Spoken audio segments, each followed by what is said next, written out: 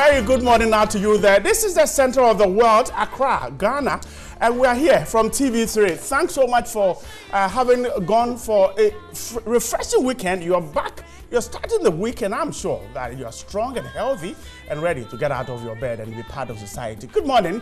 The Newday team is ready. Today we have 3 strong guys, and the lady is in our midst. She's always around there. She doesn't get missing, even though when it gets weekend, she gets missing, but she's back. Good morning, Amma. I'm back. Good morning. I can leave the guys behind. Yeah. No, good morning. They can find their own way. How are you? I'm great. The magician wanted to convert her. Oh, really? Yeah, but because of how far she was seated in the audience. Yeah. But it was a good show. I mean, I enjoyed it. Oh, Amma went. Yes, I was there. Okay. And of course, Samini rocked the show. I missed Patapa. I got the was ride there after too? he was there. Yes. I And see. King Promise was also Charlie, the then big I'm fan of missing his Cambu. Of course, it was nice. I loved DKB. So I mean, I think that his comedy has good. become situational. Yeah. He looks at what it is, so it's not as if he prepares jokes to come and crack, but he gets there, he looks at the situation and cracks jokes. Because there was a proposal, and he used that, to make jokes. Oh, I saw a tweet that DKB finally made an original joke. That's I see. Really? And I was like, oh, okay, well, I missed that. I'm told. I think when it comes to comedy, everybody has their niche, and I think he, for one, was not the usual comedian that people were looking out for, and so that's why maybe initially we found it hard to accept him. But gradually, I think, because I had fun on that day, I mean, look, really, DKB is good. I think bad. that people expect him to be a slapstick comedian or the regular, comedian that you find around. But he has his own style that he brings to the table. If we start looking at him like that, I mean, for example, if Amachi Dede goes to perform somewhere and they can't find his backers, so they ask the SDA backers to back him, and he starts Debbie, and they go Amatam for Ferio. I mean, they are singing, but Discord. Not Discord. They are singing, but. If Amachi Dede sing, Debbie, everybody expects Amatam for Ferio. Then the guys go Amatam for Ferio. All right. What a weekend it was. On behalf of what? You hear from our lawyers. Are you? But it was a great weekend. Yes, the president has been speaking about journalists. He says sometimes we are irritating, but it's better than silence. Mr. President, it's okay. And of course, good morning. You're allowed to say good morning, Mr. President. Actually, Mr. President, we miss you. We're just close by. If you send us something, we won't reject it. Johnny, as for me, politicians and their marking of journalists, I think that they shouldn't go there. Sometimes when they sit on one side of the game, there's a different way they describe journalists. When they get to the other side of the game, there's another way. So when they describe them, I just laugh and say, and just let it pass. Yes. But have you seen the list of presidential staffers? Well, I saw it on Friday evening. That was the supper was served on Friday before we left work. Too short of 1,000. That's interesting. I don't know, but it's been. In fact, I have listened to the commentary. A few other things. For me, my own thought of that. What does it mean that because my small village, Bremen Continental, has a population of about 1,000. So I'm wondering, all that people to manage the country or what? Because we're told. I mean, people who have gone into corporate governance will tell you that. It doesn't pay you won't get results if you have a large management team and a small workforce. So is it a large management team with a small workforce or exactly? Or vice versa. What does it mean? Well, I want to do away with the politics and get into the details. What it means for us. On a lighter side, somebody said that, well, a certain lady left her boyfriend, for another guy because the guy told her he works at the office of the president. Now the list is out. The name is in there. So the ladies will want. How did he enter with a different some name? friends who also told me, I think I need to check the names. But that position is what is, in fact, the lady in waiting thing. When I got wind of it, I tried to recall the days. Those of us who read literature, the Shakespeare books had that position in there. There's always a lady in waiting in most of Shakespeare's books. Right. That's true. Yeah. And what they do, they are like nurses, so they take care of the house for the owner. And that's what we call these days maid of honor. Well, so, then Amma would be the lady in waiting for Newday because she's like a doctor. Okay, she can do everything. I prescribe medicines. Give days off. Really convincing. It's time for you to do the news. AJ has got all the news here for us.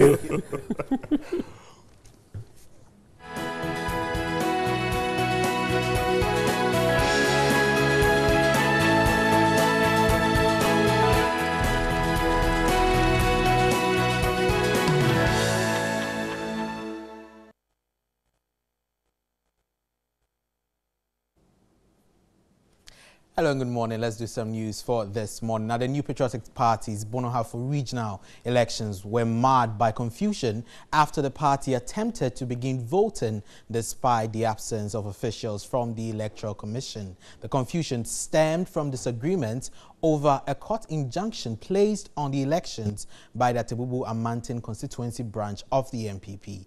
The election proceeded after party leaders decided to go ahead with voting for party executives in spite of the supposed court injunction placed on it. An election stalemate caused by a court injunction barring the MPP Regional Executives Election Committee from organizing the regional elections did not go well with the regional delegates who gathered to vote. And for more than 2 hours, there was an uproar with chants of "We shall vote" by the contestants and the delegates, which reverberated through the conference hall.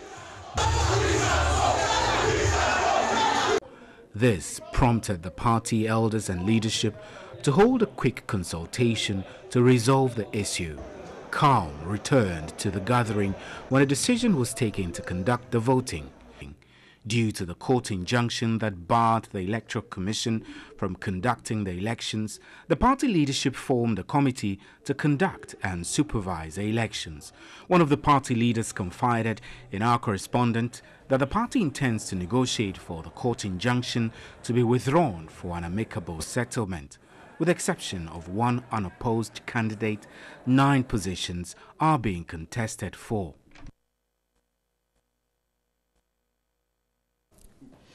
Still on the MPP, the chairman of COBA Group of Companies, Divine Otu, has defeated acting regional chairman of the MPP, Alfred Boy, to become the party's substantive regional chairman. The newly elected says he will ensure the party works in unity under his leadership for victory in 2020 and beyond.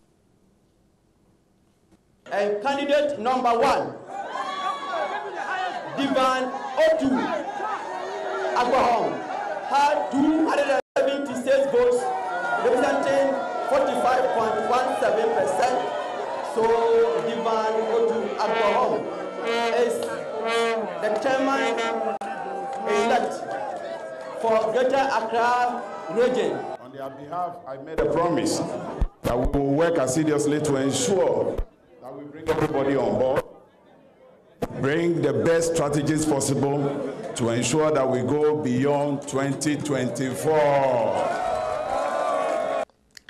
Divine Agom, who is a 3-time parliamentary candidate for the Sege constituency and the former first vice chairman of the Greater Accra region, won by 7 votes.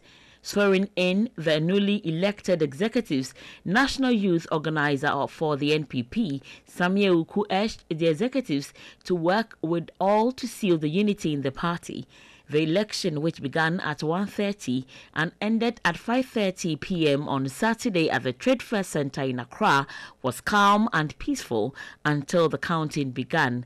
Out of the total valid vote of 611, Mr. Agom had 276, Alfred Boy had 269, and the last aspirant, Archibald Kobina, who is also the Greater Accra Regional Coordinator of NADMO, had 66 votes. But Alfred Boy would not accept this defeat, insisting on a recount.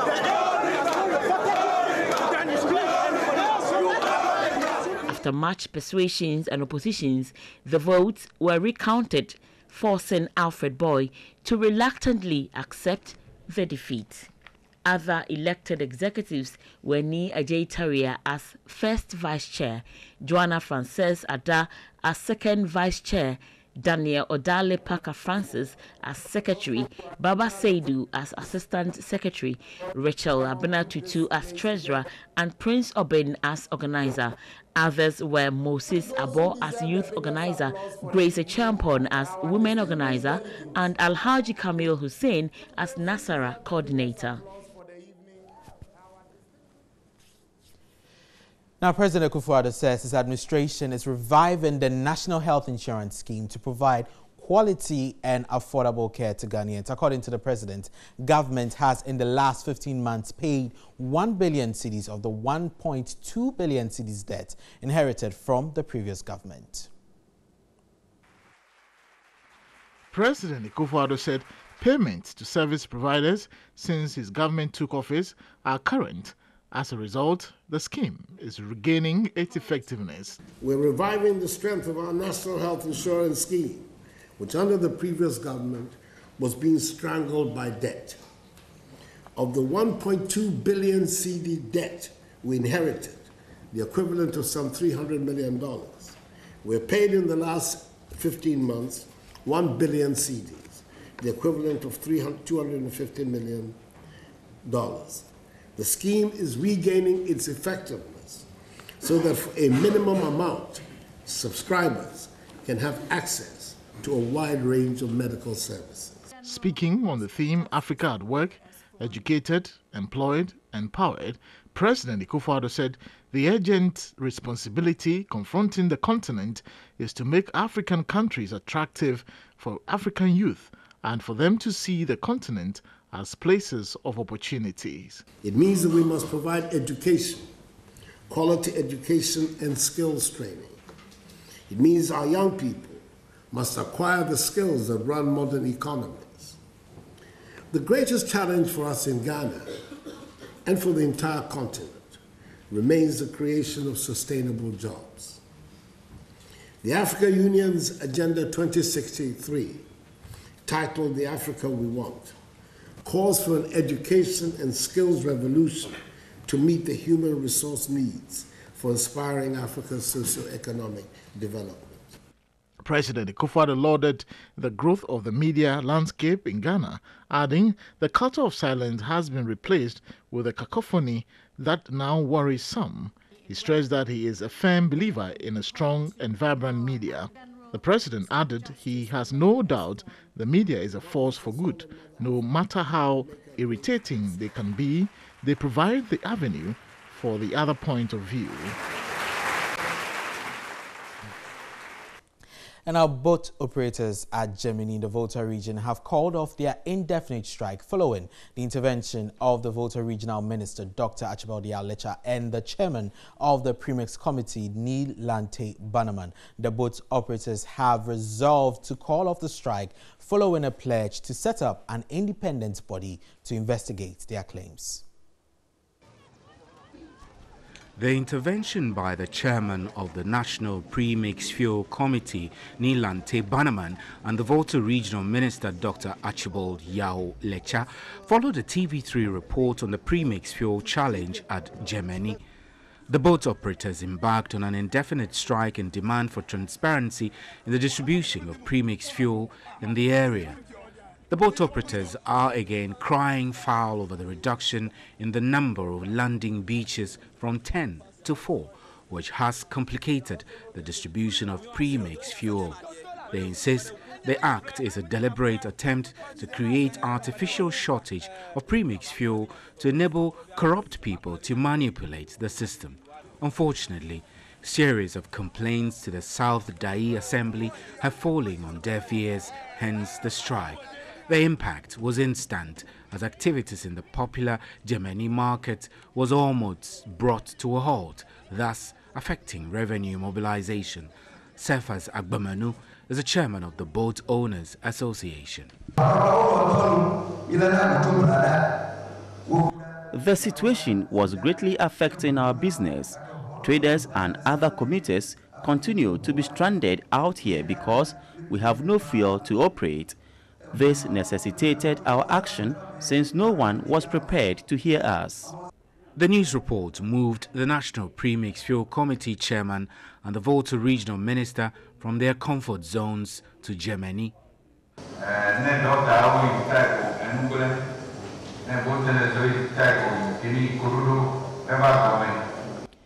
Everyone is highly important. This strike has shown the importance of both owners. However, I can only appeal to you all to bury your differences and come together to resolve the issue. It is for the good of all the people of Germany and the region at large. We know what is enough for Germany, we know what is enough for Haiti, we know what is enough for Britain, but the activities there cannot be compared to what we do here.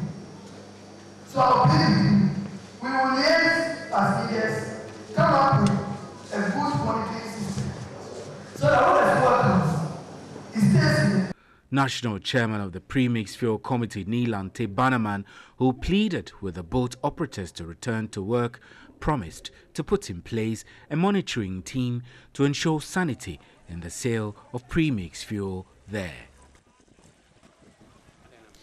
And now to the central region, where a bridge at Kaswa in the Wutisenya East Municipality poses a threat to both motorists and pedestrians. Both ends of the bridge continue to wash away as a result of poor work by the contractor. Here's a report by Richard Bright Ado.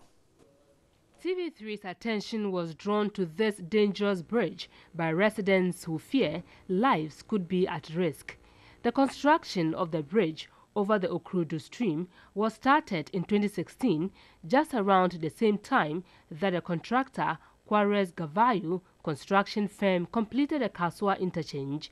The bridge was completed in 2017 and located 200 meters from the main interchange on the main Bojuasi road. The facility serves traders and commuters in Kaswa. In less than a year, the chippings around both ends of the bridge have been washed away, exposing the bridge. The gaping holes extend to the road, forcing the drivers to share the only narrow road. And these things that happen have been causing a little accident, car failing of brake, and people have been injured, accidents. It happened when I came this place, I heard that someone died because they fell brake in this place. 4 or 5 days ago, a big vehicle came and fell into this hole, and it is causing a lot of problem. People can lose their lives through this. It was loaded with the passengers, and it was very, very bad. The authorities take things for granted. They should have covered the holes at the construction stage. When contacted on phone, the municipal chief executive of the Wutisenya East Municipality, Michael Esuma Mensah, said the assembly will contact the main contractor, Quares Gavayu construction firm, to repair the bridge. According to him, the construction of the bridge is still within the project's liability period. And now 20% of 253 island communities in the Afram Plains South District of the Eastern Region do not receive any form of immunization services. Children in these communities are prone to vaccine-preventable diseases. Peter Kwao Adato has been touring some of the hard-to-reach communities in preparation for this year's World Immunization Week and has come through with the following report.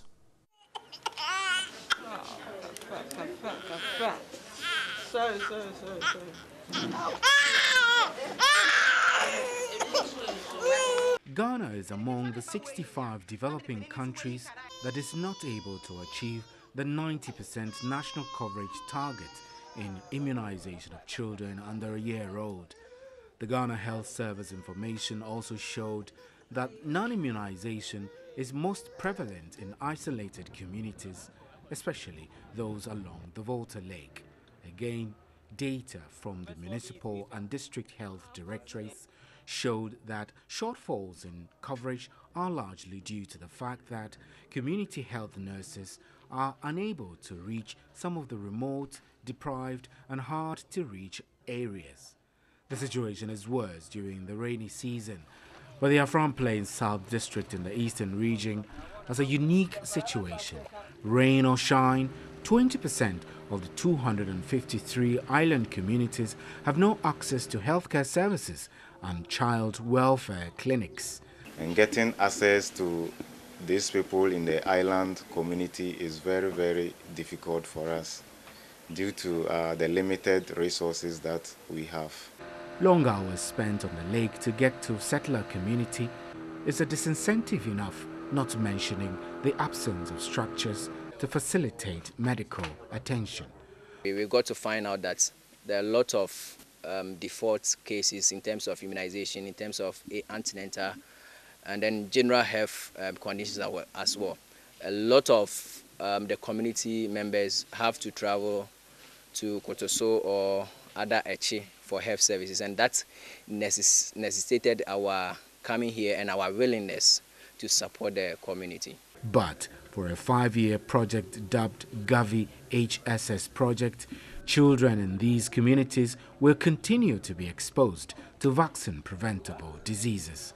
The project, initiated by the Ghana Coalition of NGOs in Health through its selected registered member organizations, has increased access to immunization coverage in the 20 project communities on the Afram Plains Islands.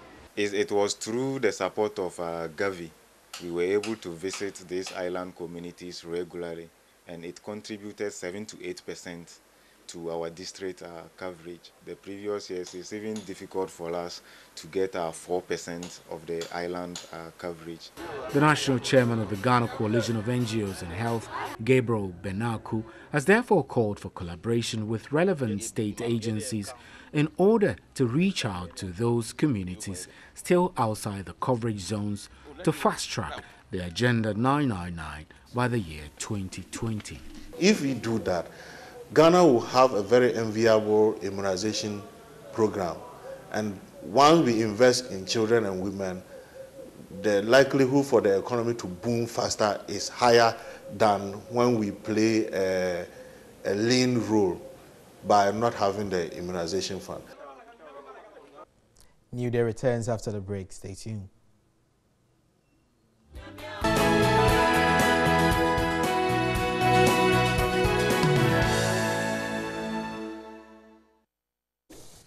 Welcome back. Let's touch on newspaper headlines, starting off with a finder. It says, MPs, ministers accused of receiving double salary. CID probes ex gratia payments. Also, minister and 10 others grab doctorate degrees. Also, MPA has exonerated Jewel Energy. Then, Bright Simmons says, Bank of Ghana promoting big banks over medium banks. And then finally, President also says, I'd rather have a reckless media than a sycophantic one. Interesting stories down Finder. Congratulations to Dr. Ibrahim Mohammed Awal for receiving his doctorate. Sure. And that's the business development minister. Congratulations to me and all the others.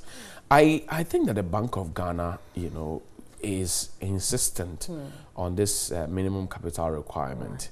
And I've heard Franklin could you also say that, look, if you can't cop up the 400 million, go and become a social and savings and loan. I think that for us as consumers or as customers of the banks, we need to be protected. And I support the Bank of Ghana any day.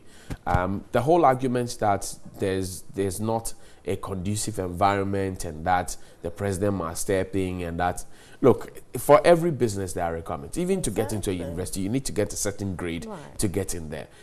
So if you are not qualified, of course, there are microfinance, there are, what do you call it, savings and loans there. So you decide where you want to be.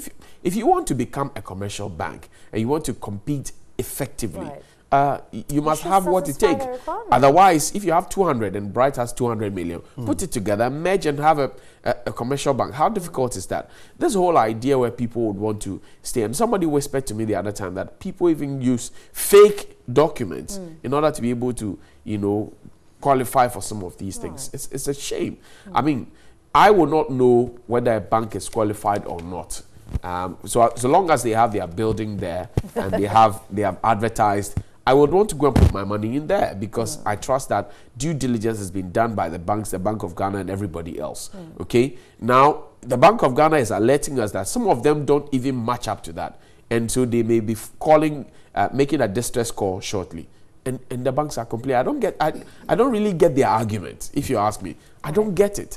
Are they looking for mercy or pity? What are they looking for?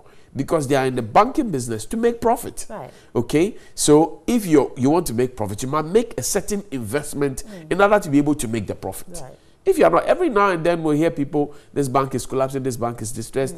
And then you find how customers are scared and terrified because their money. Somebody works so hard, 10,000 cedis, puts it there over 2-3 years, and then a bank just wakes up and says we are collapsing, and then that's it. Yeah, and then on the flip side, I agree with you perfectly that if there's a standard to be upheld, then it has to be. And Bank of Ghana has always asked for a minimum, capital requirement, so it's nothing new. However, I think on the other side, what the bankers, the owners of these banks have an issue with is the fact of the increase, the jump from about 200 to 400, which is quite a big percentage increase. And so for them, they were thinking it would have been graduated. So let's say if you're moving from 200, you go to about 250, and then gradually over the years, when the economy changes, you graduate upwards. And so I can side with them and agree with them when they say the economy for them is stifling. And so to jump to such an increase for them will cripple these banks. But the other thing is, of course, if this is the Bank of Ghana's standard and it's going to shape the banking system so that we can have confidence in the banks and know that, okay, this bank where I save is not going to just fold up tomorrow morning, and they say 400 is what we think is enough for everybody to be able to qualify and, meet that requirement, then I think, of course, we can't question that. We just have to go with the directives and satisfy. You see, Bryce Simmons, I think that, I think his worry is that we seem to be sweeping every bank with the same broom. I think that's why painting them with the same brush. Yes, because he's suggesting that, look, there are banks that do not engage in certain businesses that will lead to their collapse. There are some banks that know that, look, Bride, Johnny, and Amma are my clients. They are very trustworthy. I know where they live, and so I can give them loans and be able to recoup the loan and move on. And so he's asking, why do you want to push such a bank into the mainstream and ask all of them to bring that colossal amount of money? Maybe, I'm just suggesting that maybe we should listen to both arguments, the two arguments, and see how to manage it so that it is not a matter of lumping all banks and saying that let's move this way. For me, the international banks are indeed high, way above our local banks. I think so if we can manage it, okay? Because if indeed they can provide the 400 million, I think they will not complain. Look, so there's the last time I hosted the Bank of Ghana's head of private commercial banking or local banks, he says that, look, they all have universal licenses. Right. So this whole differentiation of international banking, blah, blah, blah, it doesn't really add up. You have the license to go into it. The universal license that you have gives you the impetus to do it. Which is true. Yes, I think that the banks set themselves... But we know the international banks, their muscles are stronger than the local banks. If a government, for example, a multinational company will engage you to run, say, a contract for them or to consult for them, it depends on your qualification, your experience, your expertise. I mean, these local banks who are crying wolf. Johnny, are you sure? No, look, these local... Yes, these local banks who are crying wolf. But these local banks who are crying wolf. Check the list of those who are on their board. We know what the requirement is for somebody to be on a board. If you have no experience, you have no business being on a board. But who is the regulator? You see, then you will turn to Bank of Ghana. Now, Bank of Ghana says, these are the things we have seen, and so we are cracking the whip. No, but you see... In the 21st century, you go to a banking hall to go and assess a loan, okay? The bank doesn't know whether you live in a rented apartment or whatever it is, and you're going to leave in a month or two, and it tells you to draw a map to your house. No. In this age of GPS. Now who calls them? No. It's the same regulator. Relax. Which is government. But you see... It's the same regulator, which is government, which caused this map drawing. If the government had put in place a proper addressing system, that bank would ask you to draw a map to your house. So you see, it comes back to the doorsteps of government. I mean, what you're saying is excellent. Right. But I am thinking that let us take a look at the picture. I am not for either those who are against or those for. I think that can we sit down quietly over a cup of tea and take a look at it? All these issues about banks' inefficiency, the fact that people on the board are not right. Whose responsibility to ensure that these persons on the board are right? And that's what I'm saying to you, that look, the other time I asked the question, we're told that some people even fake documentation to be able to get this authentication. Right. So the last time UT and Capital Bank collapsed, we're told that it was largely based on non-performing loans. Right. Okay. Okay. Now, if I go and put my 10,000 cedis in a bank, and I'm hoping that after 6 months or 8 months I'll get a certain dividend because the bank would have traded with my money and gotten some dividend, shared it with me. Now the bank gives my money to somebody who is not able to pay back, or for example, a contractor who does a contract for government and doesn't know when the money will be paid back. Right. How am I, the consumer, the one who's come to save my money? How am I protected? So the 400 ultimately, million, it is us. The single units. It's us. But Johnny, you know, I agree with Bai because the 400 million cap that you've given these banks, it doesn't really necessarily mean that the bank that's able to pay this is managing itself quite well, that's prudently. That's not the only thing the Bank of That's not the only thing the Bank of Ghana. And so I agree when Bai says, well, it's not the only thing that's going to be able to regulate our banking industry. And so can we look at all the others, bring it to the table? We're not saying there shouldn't be a cap. Of course, there's a minimum requirement. But when you look at the figures churned out, in countries such as Australia, one of the world's strictest banking jurisdiction, maintains a minimum own funds limit of $50 million. In Canada, the minimum paid app capital is a remarkable $5 million. Then he goes on to say India, with an economy several dozen times our size, has a minimum capital requirement of $77.5 million for a good while now, without banks imploding under the weight of the economic obligations placed on them. So it just comes to mean that you need to consider your economic structure as a whole and consider these things, because if at the end it's going to cripple almost all the banks and leave the international banks working, because really they have that financial muscle and they have the prudence. Because it doesn't take away the fact that these international banks still have to get us to draw the map because the addressing system doesn't work. International maps, what exactly don't Ghanaians work there? They work there, but they're not the people who sit atop the board. International They're banks, not the people I don't who get. You see, regulate. the point is that the Bank of Ghana, some people are paying the 400 million. Why are some people complaining? Because those people who don't have that So, muscle. in those jurisdictions you mentioned, the Australia, the India, where the bank is not able to fit in, they merge. Why are they not merging? Okay, Johnny. So they make sure they're able. I'm sure that why are they not merging? They should merge. Be able to in those instances. Against our case, we know the issue of Societe Generale. There was a merger. We know so many other banks in this country that are merged. In Australia, and I dare say in Australia and India, where you are quoting, where they have those, they have merged. You see, in banking, expertise, experience, all of those matters. But the mergers haven't been that significant. It is not much try. We have been able. I read a very important thing there. You see, in those countries you mentioned, the standard is that banks' minimum capital differs from bank to bank. Right. So why is the Bank of Ghana pushing people to say that everybody, whether you are Bank A or Bank B, bring the same amount of money? And then Johnny raises the issue of universal bank. A universal license doesn't mean that we should all have the same minimum capital. It doesn't mean that. You see, the problem is that the Bank of Ghana's inability to regulate these banks, are the result of what Johnny is talking about, where people who do not qualify sit on the board and are able to make decisions that affect the bank. Look, in the case of Capital and UT, the little we know did not say that they didn't have the money. Someone took the money. Right. And they didn't bring it back. And they didn't bring it back.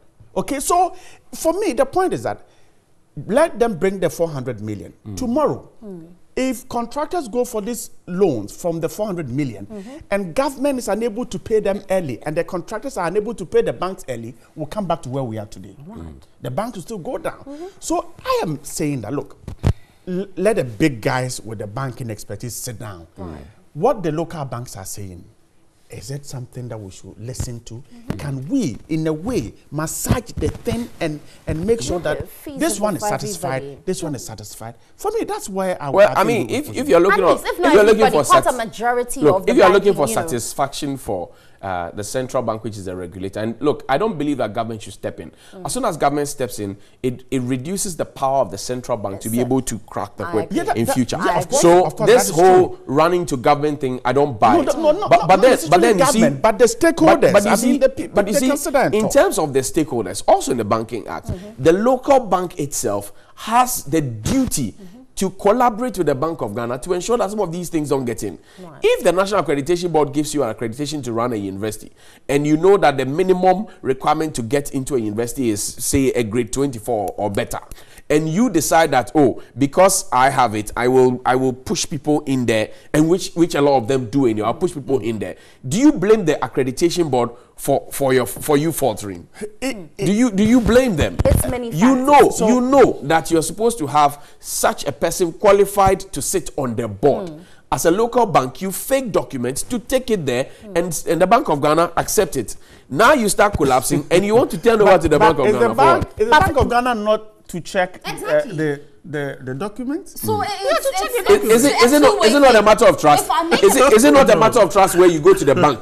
If I go to the bank, there's nothing like trust when we are keeping our money with you. Really, there should be nothing there's like that trust. for a regulator. I'm not talking about the bank where I, a consumer, I'm working with the bank, but for a regulator, it's business. But doesn't the local? So if you come with your fake documents, I should be able to. Doesn't the local bank work up to the regulator? And in fact, don't people present fake documents to access loans in this country? They do. So when I come and I tell you I live on Ochaile Street and I draw my map, and then you realize that you don't check. How do you check that I live? You go with the person and verify let them bring so how come they are not able to retrieve the loans? It is the Bank of Ghana. The loans from the what addressing system? Now, Johnny, why would I ask you to draw a map outside when you move out of Ghana? Are you ever asked to draw? Your addressing system is poor, so you say. But then you have an official of the bank. You have an official of the bank who follows me after I've drawn the map to go and check where I live. So that official knows where I live. Right. That becomes my loan officer. If I don't pay the loan, do you hold the Bank of Ghana responsible, or you hold the officer at the bank who has kept my money and given it to you as a loan? What is genuinely the person relocated? That is the question I'm asking. That is the question I'm asking. So what question are you still? I don't get it. No, let's shelve this one. My question is the president has been talking. No, I'm interested in Johnny's question. My question is, the bank itself has a response. Whoever is not loan worthy must not get a loan. Now these banks is loan worthy. Everybody is loan worthy. If I need a loan and I come to you and you ask me for documents, and I'm able to provide it, or I'm able to fake it and give it to you. No, I won't fake it. Maybe I lived as Chado. Now move to Achimota. You just can't find. Do you also know that people use somebody? You go to a bank to want to activate a bank account. They tell you bring electricity bill, water bill, whatever it is. People go to the next house, they go and pick it and come and. Do you know? Because of the system. Because no, it is not the system. It is negligence of duty. It is negligence of duty. All right. If you live in a house, why do you bring house keys, water bill to come and access loan? The local man should deal with their issues. He says he prefer a reckless media than a sycophantic one. But he also talks about clearing the NHIS debt, which is over 1 billion. This debt, you see, the problem with the health insurance scheme really goes beyond clearing the debt. Of course, debts are made to be cleared, and so once we have accumulated the debt, government's effort is to be or are to be made to clear it. No problem about that.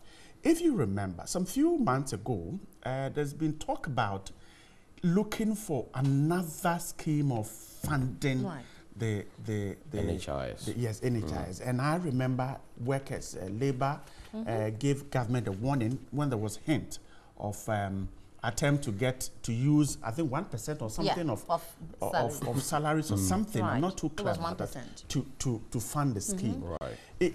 You see, we need to find a scheme that will, a funding source that will make the scheme sustainable. As for the debt, we have to pay them, because if you go to places, the scheme is really struggling. Kudos to government for paying it, but I think that it should not be made to stay there. Let's pay it and move away. Let's pay it. Let's get those who have expertise to take a look at how we can sustainably fund. In other papers, I think it was mentioned that the Minister of Health and other stakeholders are meeting to find out sustainable ways of keeping the NHIS going. But I hope that becomes a reality, because as we pay, you know, we service the debts that have been there long-standing. Immediately you pay, there's still more that is accrued, because as they work, let's say if you pay in 2010 what you owed in 2008, then there's still more to be made from 2010. I agree. So it needs that sustainability, because it's a good thing. I've been looking at this from a wider perspective. Oftentimes when the NHIS is mentioned, they talk about the money, what is owed, what is contributed, and all of that. But if you do a critical analysis of the NHIS, I have an NHIS card. I don't remember the last time I used it, but it's active. Well, I mean, do you use? I don't know. I don't remember the last time I used neem tree. Well, I mean, but then you see, the argument is this: in countries like Canada or other advanced countries, they do what they call a regenerative health. Yeah. So they try to look at prevention rather than curative medicine. In our situation, we seem to be stuck with curative medicine. Yeah. So we are reactionary in our processes. And you find that it's the same crop of people, who will always want to access the NHIS because the conditions that exist to get them ill are there. They don't go away. So somebody, if you check the records, somebody comes to the hospital with malaria in 3 weeks or maybe a month or 3 months, it will come back with the same malaria. It means that the sanitation problem around the person is not good. Right. But then instead of tackling that, we are interested in funding the NHIs to be able to give medicine to this person. Now, whereas if we had cleared that gutter and cleared the mosquitoes, the person would not be back there for malaria, maybe for something else. So we need to start looking at it from a holistic point of view. And I hope that when the minister and the people, the stakeholders get into that room, they talk about these things and not just about funding the NHIs. Because it is the same crop of people who go in there. And I'm looking at them expanding the NHIS as well. I mean, after we've spoken about it, taking care of diseases such as cancers, it's on the high, and because it's expensive, people can't afford it, and they'd rather sit at home or go to the herbal, people, and end up with the kidney issue. You know why? So it's because we're focusing more on the malaria. Look, we can clear the gutters, stop malaria, and then use the monies to do for cancers. I mean, it's possible. Right. Anyway, guys, let's put some breaks. So we'll come back with more here on TV3 New Day. Stay with us.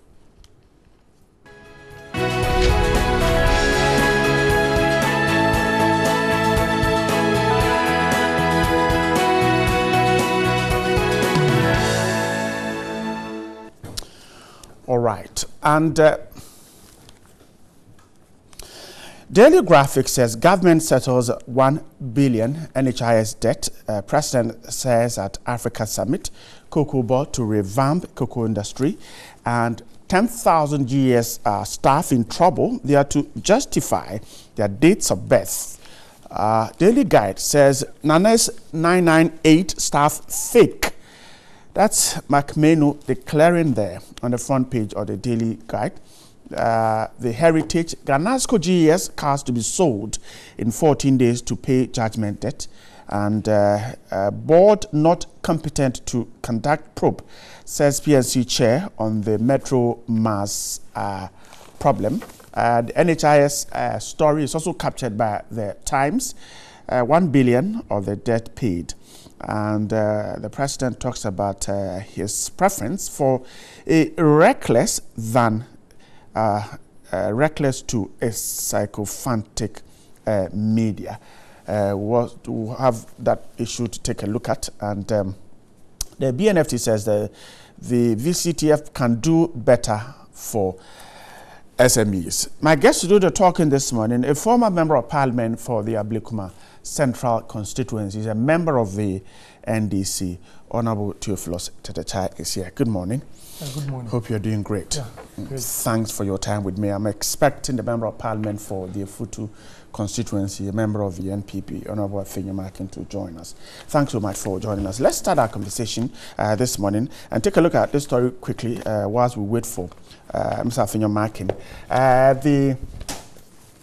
The Metro Mass scandal, the PNC chairman is suggesting that the board is not competent enough to conduct a probe. Now, the national chairman of the People's National Convention, Dr. Mr. Bernard Moon, has cast doubt over the competence of the committee tasked to investigate the alleged financial malfeasance at the Metro Mass Transit Limited.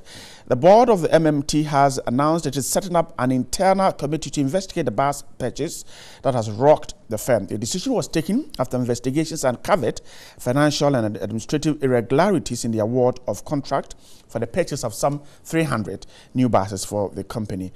We are told that the MD, Mr. Bennett Abuaji, his personal assistant have been ordered to proceed on leave with immediate effect over the allegation. The head of procurement, Rose Owusu, is also facing accusations of possible complicity in the alleged corruption scandal. She has been heard in a leaked audio tape powering and spoon-feeding Ankai Company Limited ahead of a rival competitors in a bid to provide 300 buses for the Metro Mass. Mr. Mona is suggesting that the board isn't that body to conduct the probe. Is he asking a legitimate question? Yeah, first of all, let me say good morning to our viewers. I totally agree with Mr. Bernard Mona on this particular issue. I have also raised concerns about the probe that the board has commissioned to be executed. It is very ironic that there's some systemic activities that are taking place within this government, which we all need to look at. You see, when problems or issues of corrupt practices occur in governmental circles, now what we see today is that we are not allowing state-mandated institutions that deals with corruption to look at the issues. What is happening at Metro Mass, as a past chairman for the Roads and Transport Committee, I believe it is going to be a cover-up of what is happening. Because it is the board that is doing the investigation? Yes, I have a lot of information about what is happening at Metro Mass. And I can tell you that the issues that have come up, it is not only the MD who has to be set aside or has to resign. To be asked to leave. Exactly. But the board has to be dissolved because the issues involved are not issues of only the management. There are issues that also involves the board of Metro Mass. So in an attempt, for me, that is how I see it, in an attempt to ensure that the whole setup does not collapse, that is why the board is leading this committee to be set up. And I believe that His Excellency Nana Addo Dankwa Akufo-Addo, who believes that we have to fight corruption head on, should rather allow a state agency like the CID, like what the CID is doing now, like the BNI, to probe exactly what has taken place. Because these are issues that involves tapes of recordings, it involves allegations of procurement infractions. And I don't think that the board that is supervising the management should be the same institution which is also involved in the procurement issues, should be the one to be leading in this problem that has come up at Metro Mass. So for me, the board needs to be set aside. We should allow the CID or the BNI, a state investigative body, to go into the matter. So I support Bernard Mona. But is it a case of now, so your argument is that the board itself has questions to answer? Yeah, per the information that, you have. Exactly. And so if the board is asked to do the investigation, perhaps there might be a cover-up. Yeah, that is, there will be an attempt to cover up exactly what has taken place. Because if that is to be done, then definitely nothing will come out. Is it a case of mistrust that will come in once the board is said to be doing the investigations, or you think that perhaps there will be a clear attempt at covering up what has to be made known in order to resolve the issues at Metro Mass? In Metro Mass, the workers, I think we've discussed that issue some time ago, that it is one organization in this country that is polarized in terms of politics. Okay, the workers are divided based on because which of how political party the institution was set up. And so therefore, in matters like this, it becomes very, very difficult for management or the board to handle the issue. Because as of now, the workers are saying that no, they want an independent body to investigate the allegations that they've brought to the fore, because they believe that per what has taken place, it would not have gone on without some form of taxi support from the board. So for me, in order to allow fair play, transparency, accountability, we should allow the state institutions that have been mandated to investigate such alleged criminal acts to investigate, and allow the board to wash its hand off the investigation. Right. I'm grateful. Let me welcome the Member of Parliament for the Ifutu constituency, a member of the NPP, Honorable Afenyo Makin. Good morning. Right. Hope you're good. It's tiring. We had elections yesterday. Yeah. And I had to go back to constituency and back here again.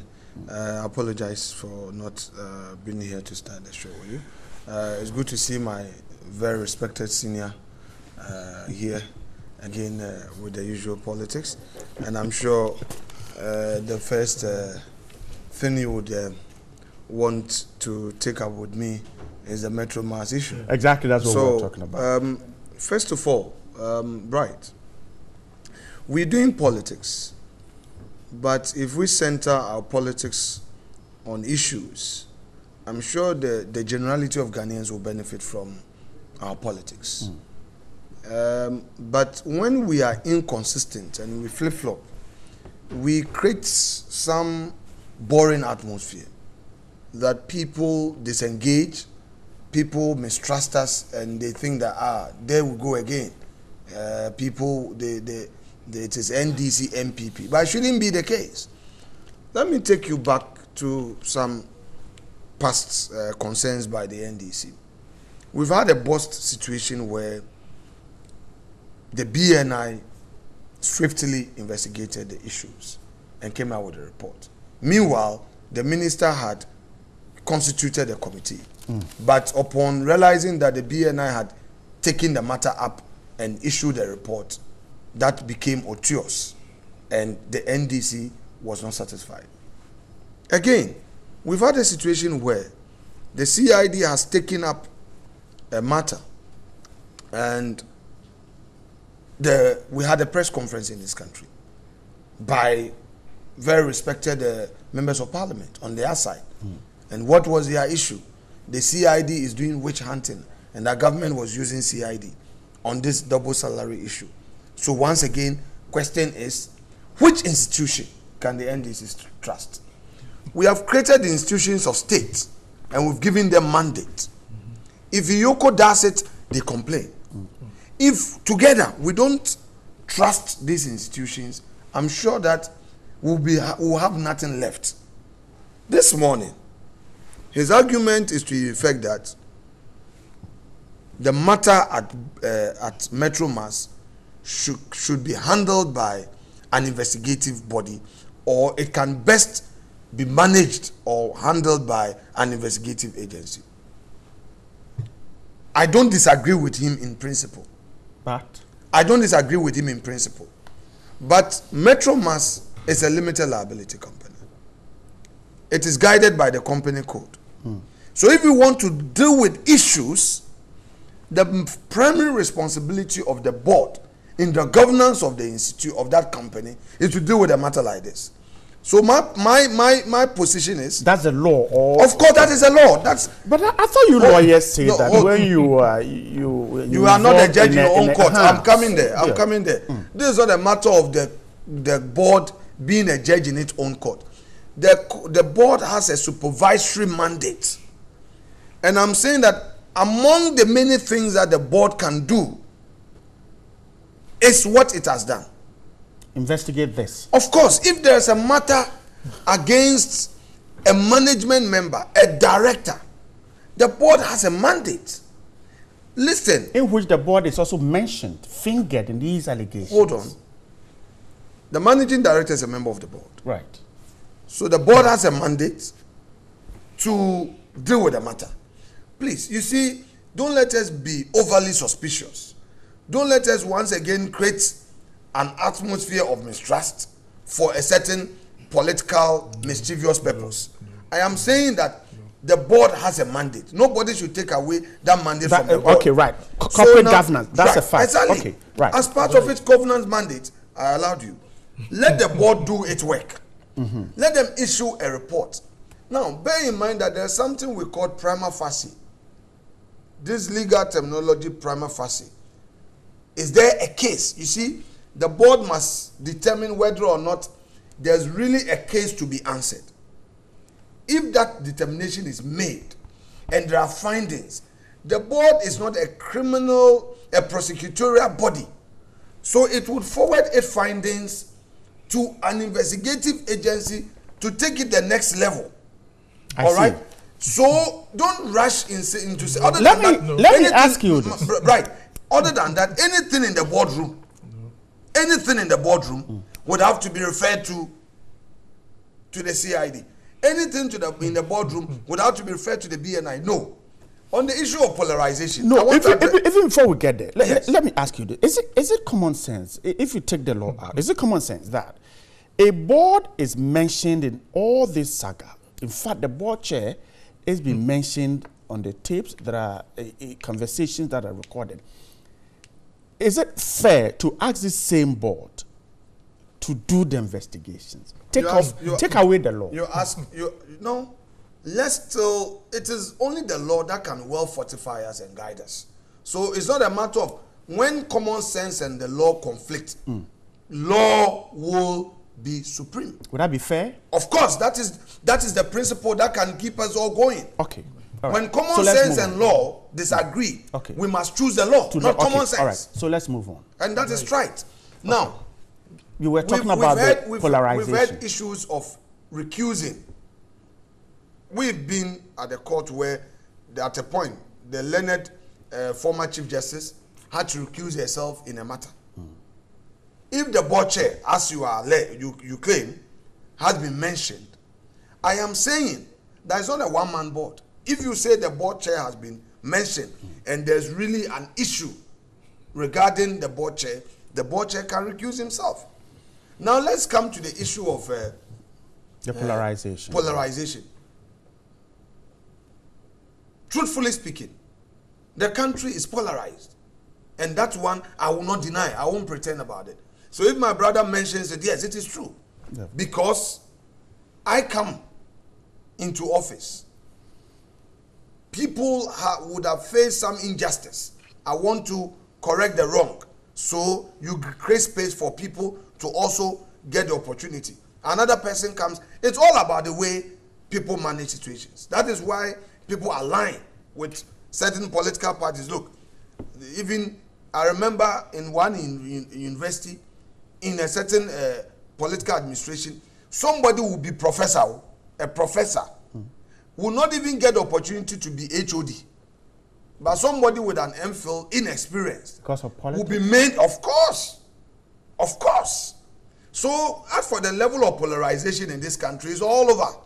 It is up to us to come to the center and be liberal in our thinking and appreciate the fact that whether it is Kojo Mensah or Atta, we are all Ghanaians. Sometimes when you even trust people on the basis of all inclusiveness, because of ideology, because of tribal belonging, the person would do otherwise. So it is giving everybody consent that, hey, if I am here, let me be sure that people would, and it is not right. It's not helping our democracy at all. I'm grateful. Right. He said that, I mean, it's a clear case of the law and common sense. And then his argument is that when they conflict, we'll go to the law. So that's why the board is doing the job. Right. The government has a stake in Metro Mass Transit. Certainly. Exactly. Okay? It is a state institution that is the taxpayers' resources are being used to support. But the board has been given a mandate by the Company Act. Hold on. No, Hold on. Educate. Hold on. You allow him. No, but he should educate. Please. If he knows he has to educate. Look. He's very interesting. You are back from leave with it. Yeah, he's come back. Some big time. But he knows he cannot bully me. Okay, go. See, he knows I respect him. Right. Right. You see, the government has a stake in Metro Mass. You can't remember, during our time, similar incident occurred at Metro Mass. You remember? People were made to resign. The board was dissolved. Do you remember? Just to ensure that the right things were done. So I totally disagree with my colleague that in this case, the state institutions that have been mandated to look into criminal issues should be spared. You disagree with the law? I disagree with it. The law? What law? No, they have that mandate to step in. Look, let me tell you. So he on the issue of bust, the company. No, hold on. And said that. Hold on. In the issue of bust, what is the structure of bust? Is it not the same structure? The same structure. At the time that the minister. At that time there was no board. Please. At that time there was no board. No. At that time there was no board. No, there was no board. Okay, the boards were inaugurated later. Drawn his attention. Even board was inaugurated around October. If there is no board, there was the no minister. board at that time. If there is no board, the minister has oversight responsibility. Please. If there is no board. The state institution investigated. Oh, please. The BNI investigated. Exactly. So why not in this case? Now there's a board. Oh, please. Why not in this case, where even the board has been implicated in the matter? I'm telling you that I'm a former chairman for the Roads and Transport Committee. And whatever is going on in Metro Mass, I also have information. Okay. Right. So please, let's do the right thing. Let's do another exercise. Which one is that? And this issue, they said that, so what is the basis? What is the basis? The argument is that some are not happy about the board. No, it's not the board. First of all, what is grounding all this supposed investigation? The alleged the audio and video tapes and stuff like that. I'm grateful. Now, Daily Guide has a story here. Nana's 998 media I have moved on. No, right. So when would this country, when would we begin to embrace principles? So somebody can, today if it is not you, the president says that he prefers a reckless media to a sycophantic one, so you allow us to be reckless. I've not said you are reckless. No. Okay. I thought you were right. You put words in my mouth.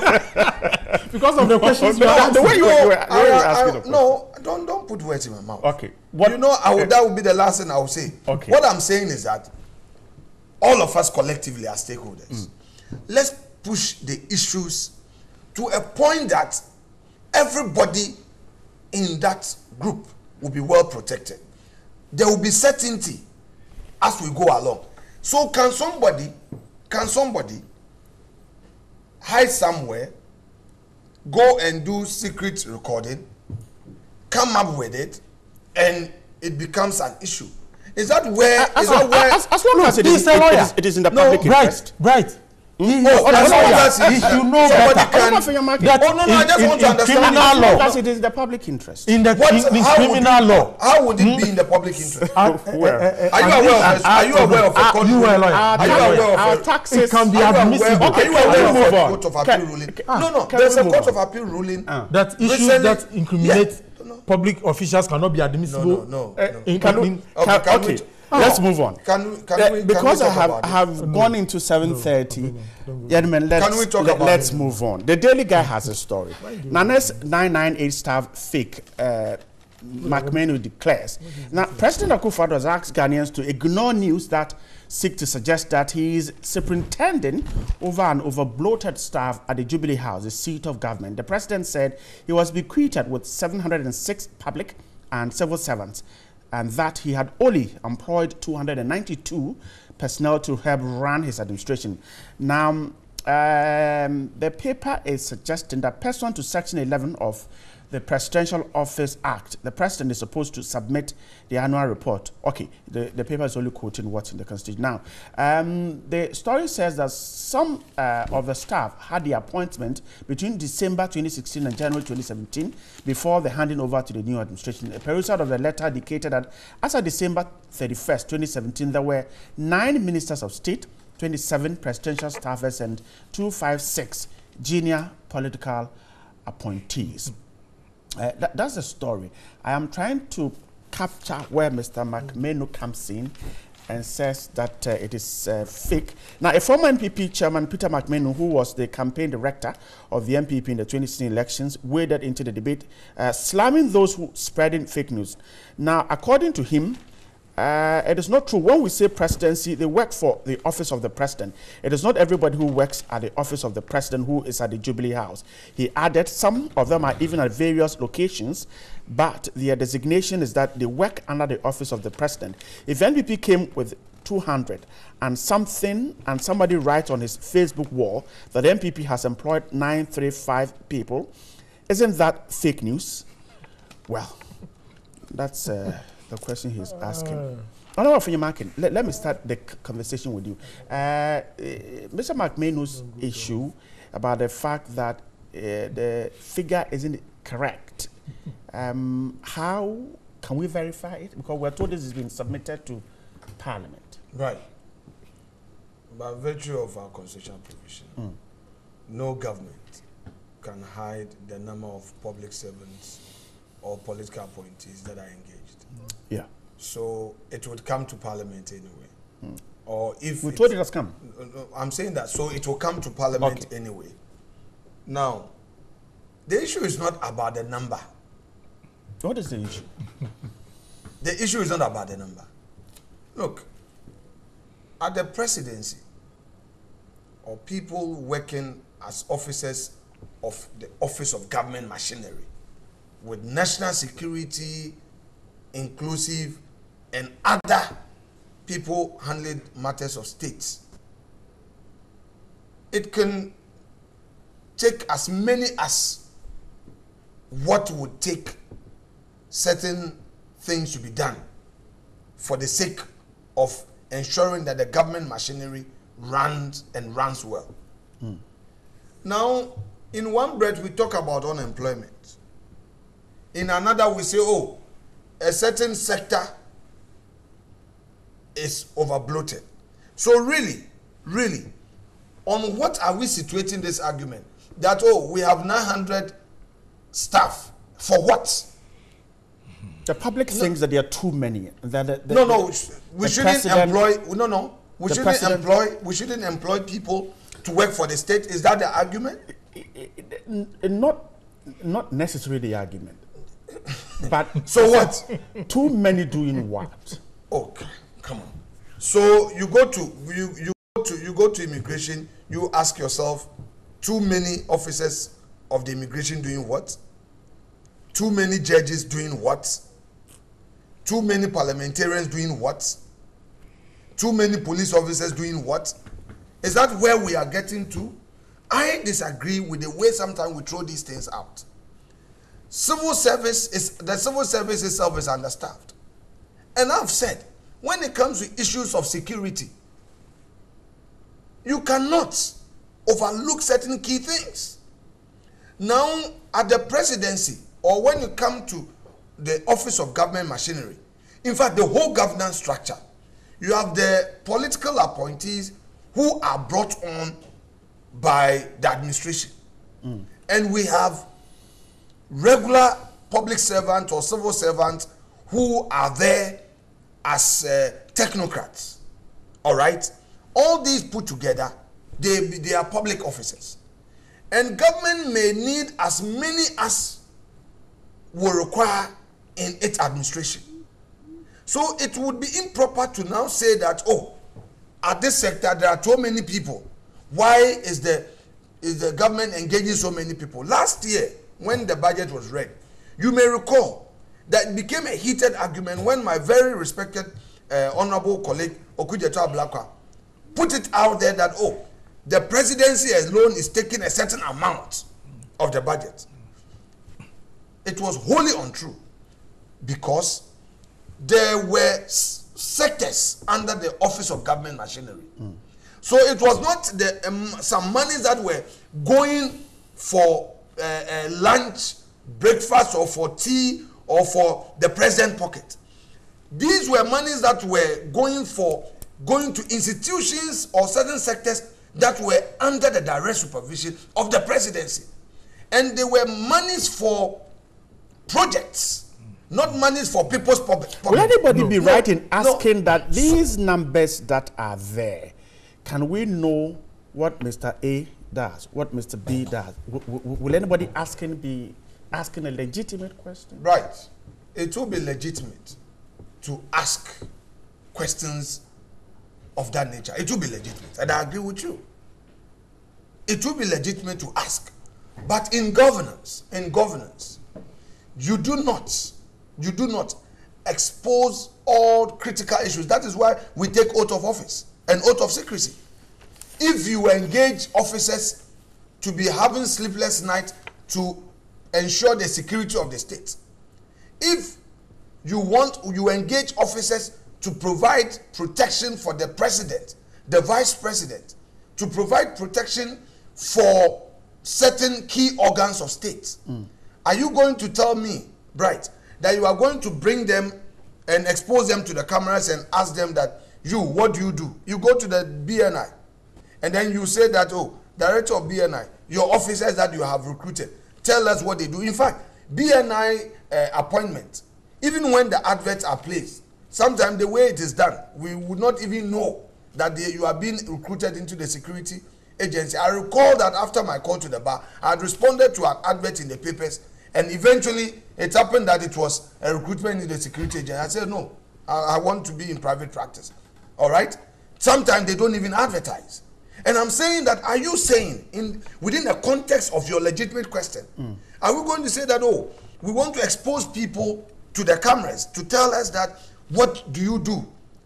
Aren't we compromising the security of the state? Is it everyone who works at that level that we can? It is one example I've given. It's one example I've given. Because there's one name in there, a lady in waiting. Can't we say what she does? Right.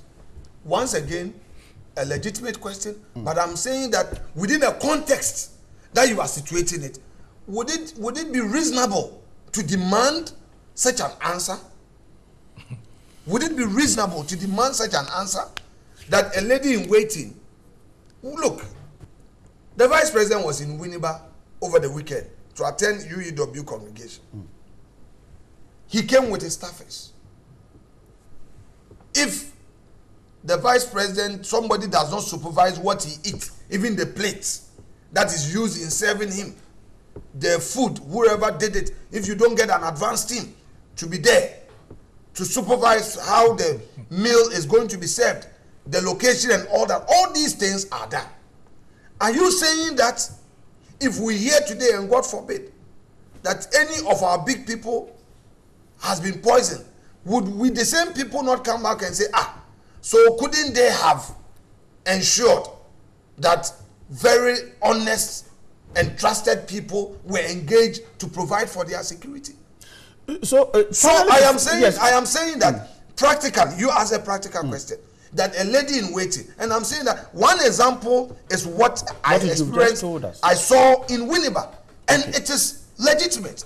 Do you expect that the vice president, after attending a program, without knowing anybody, he just goes to see, they serve him food, they serve him drink, and he start taking it and all that somebody or the government, the states cannot employ Ghanaians to see to the protection or the security of our VVIPs, the vice president, the president, ministers of state? So your point is that the number is okay because government needs them. I am saying, one, to the extent that we need to engage Ghanaians to reduce unemployment, we cannot give a ceiling on a number. Okay. To the extent, yes, because unemployment is a key thing. Two, to the extent that a government has a discretion, a mandate to engage as many functionaries, be it technocrats or political functionaries, to assist in its administration, you cannot place a ceiling. But it is expected. Will everybody also be right? When the person asked that, the senior minister said that when, I think around 2017, when he suggested that the public and I think the civil servants will need to be pruned down because of issues of revenue and all that. So you are misquoting him. Okay, he said that areas that they are overstaffed. Okay, so it's the point that we are cutting there and filling here. Is that the point? Look, based on what Mr. Safo said. Hold on. If you are realigning in any organization, right, pruning sometimes is necessary. Your own department here, you are TV3. You don't need more than 2 people. Right. You should have a standby person. If you are about 5 who are supposed to host Newday, right, obviously they have to realign, push some people to your radio stations to be hosting programs, or they have to design programs that after Newday others will do it. All right. If at a point it is realized that still it is said that we cannot contain, or then there will be some pruning. All right. Now, Mr. Osafo-Mafo's issue. Wrap up for me. Yes, Mr. Osafo's issue basically was to the effect that some areas had more than they had to. Therefore, they needed to do realignment. Now, that does not mean that at the presidency, if you need a certain number of staff, like I said, be it technocrat or some other political functionaries to execute certain mandates for the state, you don't have to do it. And I don't want the impression to be created that, hey, some 900 and something people, so that our opponent will go to town with it, that, you see. But a check indicates that this is the highest so far, right? That is where from that 1992. Right. That is where you are getting it wrong. The highest so far, as in what? Are as they in the working? Numbers. Hold on. Are they working? Well, so we can then find out about whether they are. Exactly. I mean, I'm grateful. Whether let me go to we have the number of civil servants we have, haven't we increased? All right, I'm grateful. Right. No, also, let me also allow another child to also come in. I'll come back to you. Right. I'm grateful. Right. It is very interesting. What is interesting about this? That a government that not too long ago told the good people of this country that it is coming to protect the purse. It will not expend our resources in a way that will be detrimental to our development as a country.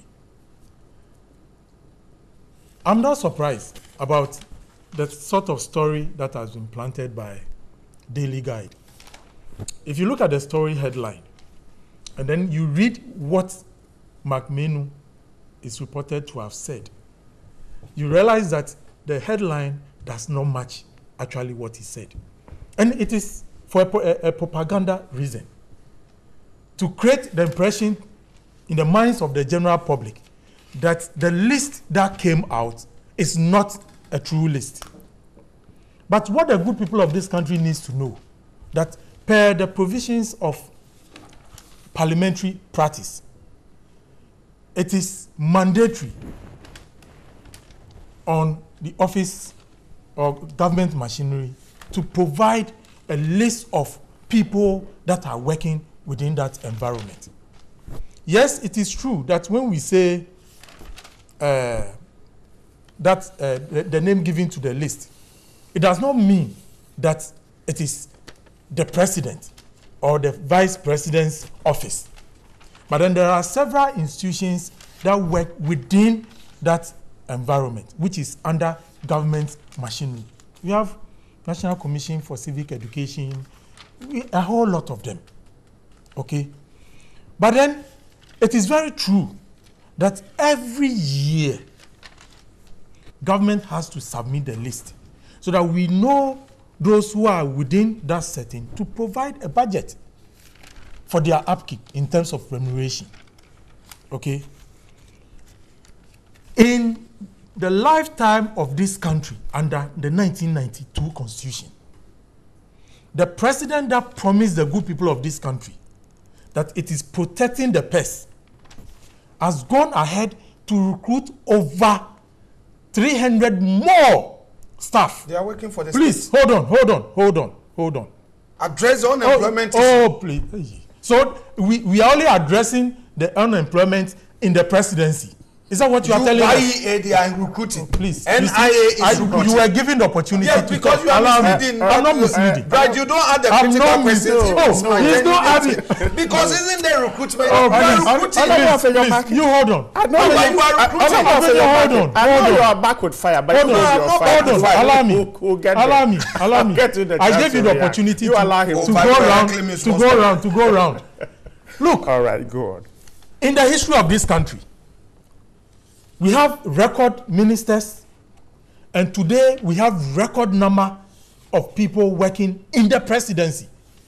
You see, during the term of President John Dramani Mahama, the same people in government today, when that list came out, told the good people of this country that the list that was around 700 was a burden on the taxpayer. Yes, at that time, people knew that the 700 included presidential staffers, included the people that today he's talking about, who works within government machinery. Okay?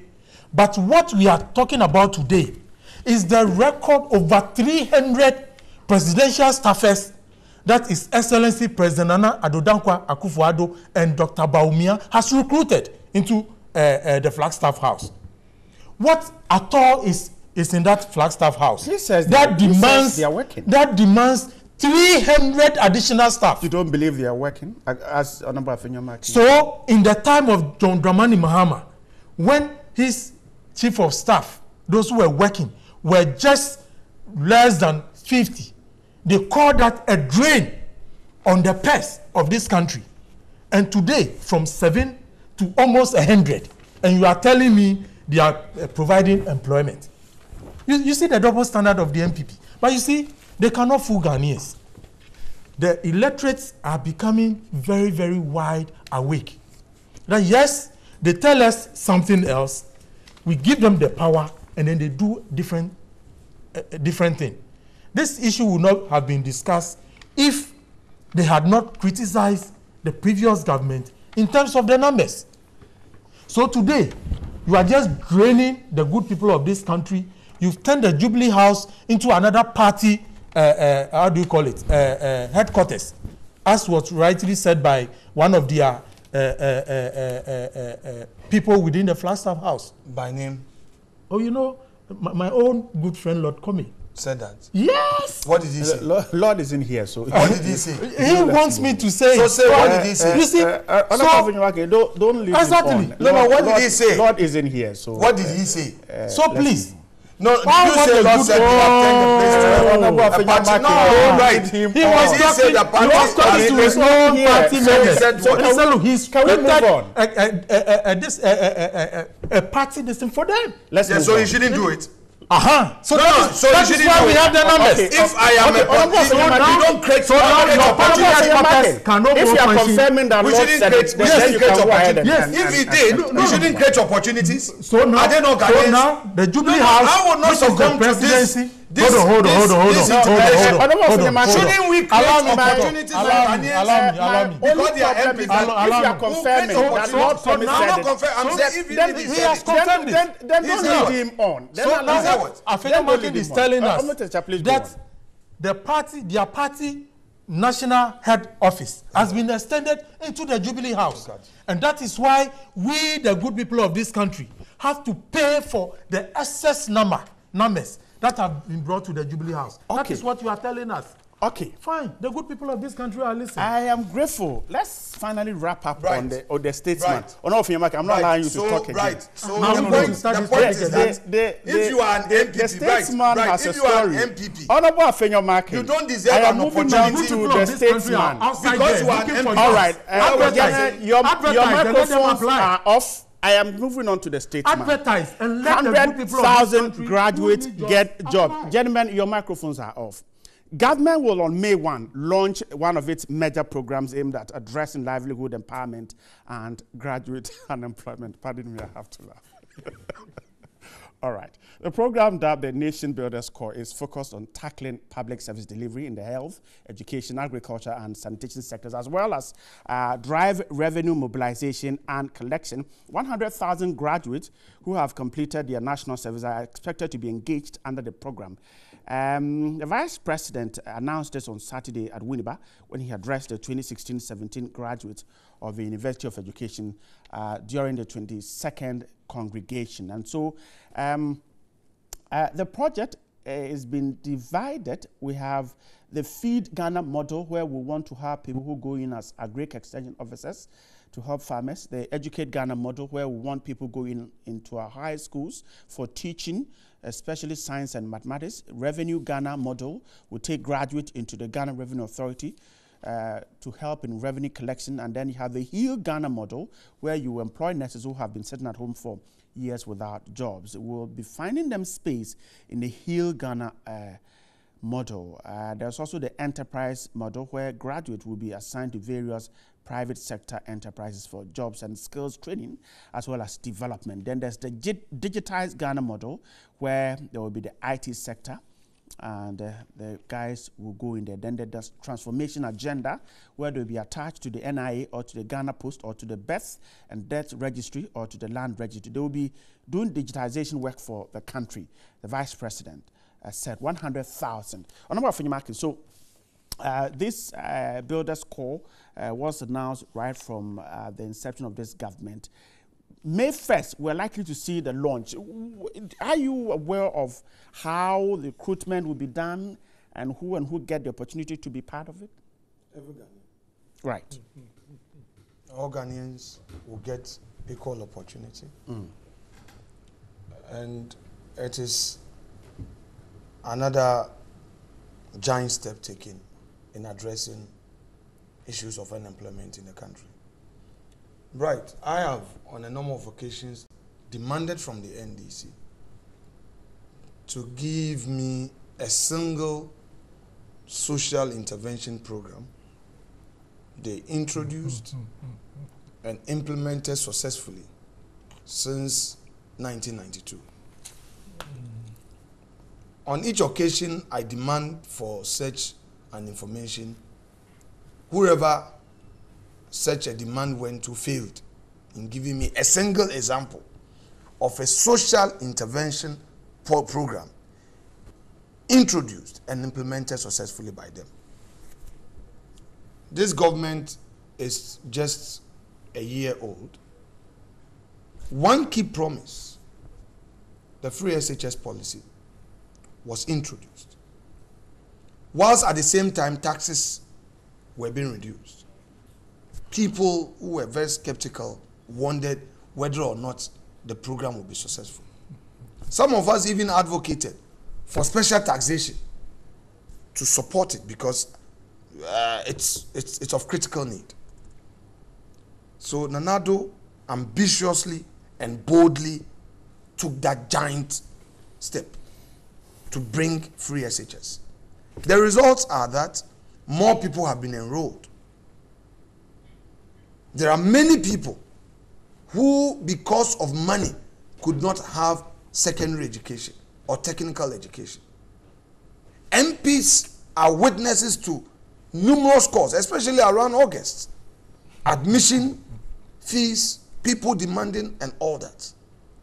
Today, the man, after restoring the nursing training allowances, after restoring the teacher training allowances, which we had been previously told that restoring these things were virtually an impossibility, has again introduced this Builders Corps program to take care of critical needs of Ghanaians, those who need employment, and the specific areas as outlined by the Vice President would help at least some of our graduates who are unemployed. But I would encourage our graduates to look more in the private sector, the entrepreneurial opportunities that avail, because it is the only way we can grow the economy.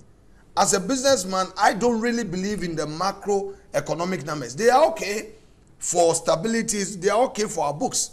But I am one key believer in the practical outcome, the micro, that we've achieved the macro stability.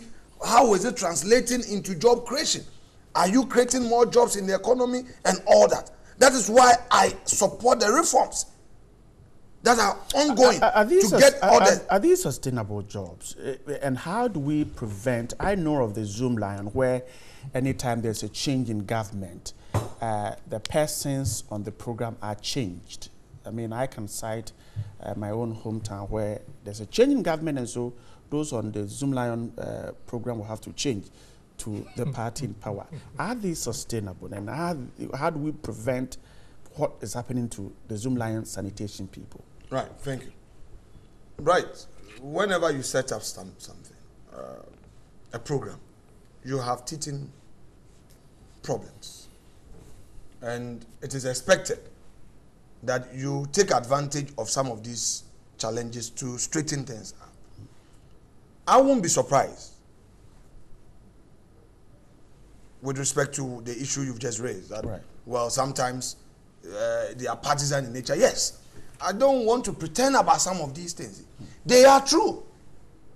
Of course, certainly if you are a leader, for instance, today I'm a board chairman of Ghana Water. My constituents expect me, people who are drivers, people who are engineers and have graduated, people expect that anytime there's recruitment, their own supposed legitimate expectation is that their member of parliament would help them. And they won't be wrong. And it is my duty to help them.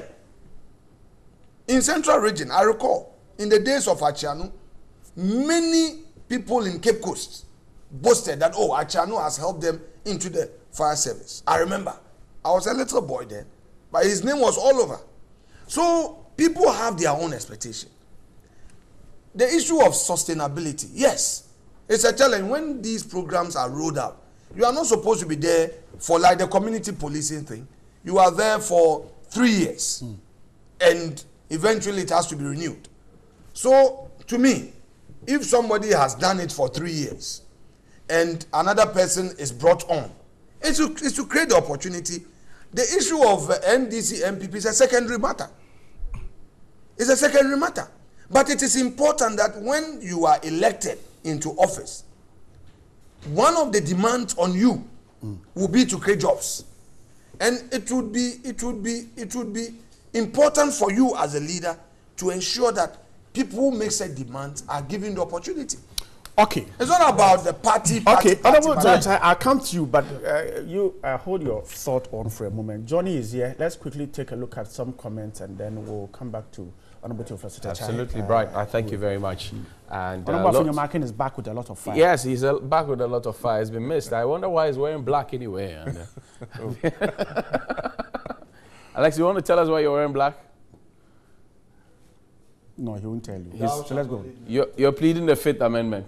Good morning, TV3. Thanks for the good work. Please permit me to use your platform to thank all the people who have been elected into office in the just-ended MPP regional elections. The MPP family has shown the world once again that we're united. I entreat the Upper West region, who is doing the elections today, to emulate this. May the best candidate win. PD Mainwa. Good morning. Please tell the MPP government to provide jobs for nurses, since they have failed to provide financial clearance for nurses as promised in March. We need jobs. Tired of this super incompetent government.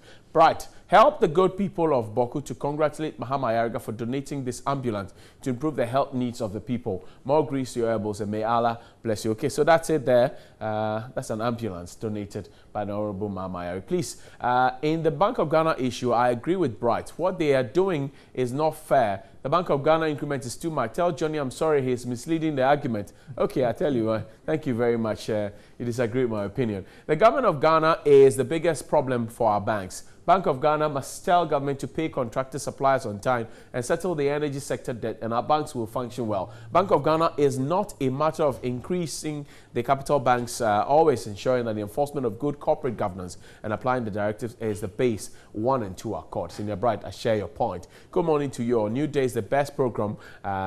continue doing it. Johnny, you made my day. Why should the Bank of Ghana be blamed for banks' negligence? It's just annoying when people try to blame institutions for individual woes. Bright, you never appreciate any effort made by the government. I wonder when. Emilia in Sawasi says, about almost 17 months into Nanado's regime, and the change he talked about is not felt in all parts of the country. In fact, gambling and drug abuse is taking over the youth. Our communities are in need of basic social amenities like health centers, chip compounds, roads, potable water, and our teenagers are getting pregnant day by day because their parents lack the capacity to take care of them. What is happening in this country? Is this the change we voted for? You're asking. Bank of Ghana should help the banks in regulatory of the loan policies. If clients fail to repay the loans, the bank should let the police arrest the loan defaulters first before sending them to the law court. If not, they will continue defaulting and the banks will continue collapsing.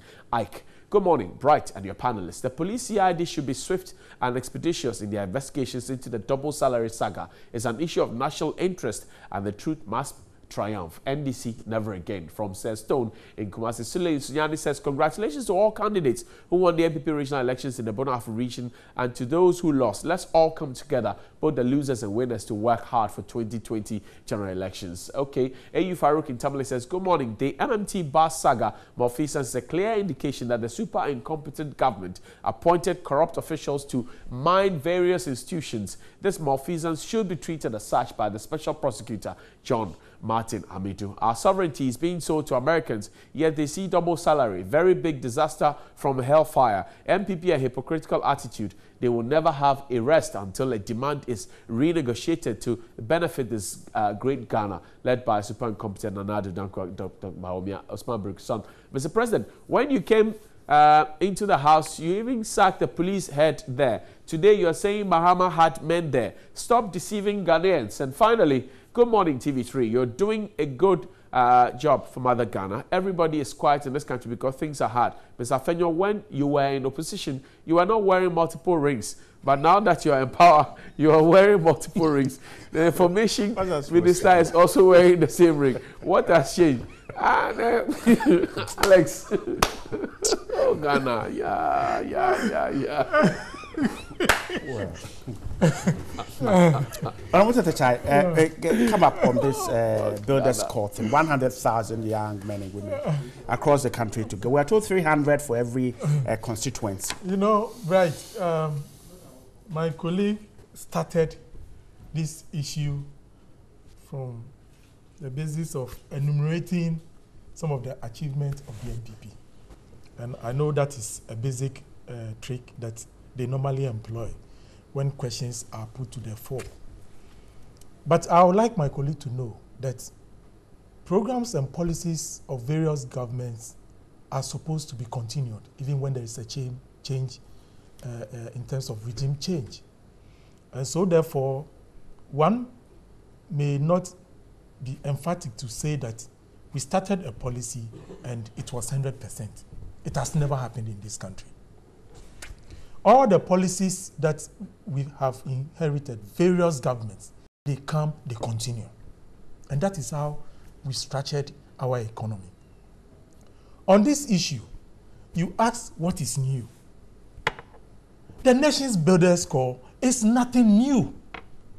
It's just the same functions as what the Youth Employment Agency is doing. But it provides some livelihoods for people. Is it not the same thing? It is not jobs that are going to be sustainable. It's the same models that are being employed. Look, a graduate, okay, it is a stopgap measure because it is not something that is sustainable. Look, a graduate from the university enters into that job. How much is he going to get? Those are the bases that we all need to look at.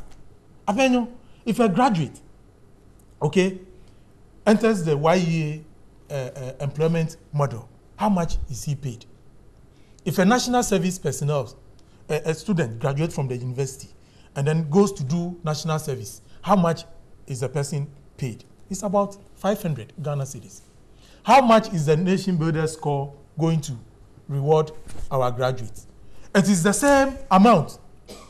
You see, so these are jobs that are not sustainable.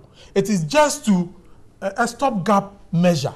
And these are not the jobs that the youth of today are looking up to. Right. All right. These are not the jobs that the youth who are graduating from our universities today are looking up to. So for me, yes, it's the same type of jobs that are being provided through the YEA system and so on and so forth. During our term in office, we did similar things. But I've always talked about its sustainability. Are the youth going to enter into those jobs and then graduate, be within those jobs 10, 15, 20 years on? At the end of the day, they are going to get their pensions out of it. These are not sustainable jobs. All right. So I'm grateful. What are we talking about? He's a former member of parliament for the Ablekuma Central constituency. Yes. No, these are for party. And a member of the NDC. Honorable Afenyo Makin is a member of parliament for the Futu constituency. Is it a job? He's a member of the NPP. It's not sustainable. Gentlemen, I am grateful for your Monday morning with us. It's not sustainable. And those of you who sent it comment, we're also grateful. Sports is up next, and we'll tell you all that happened both on the local and on international front. Stay with us, we're back.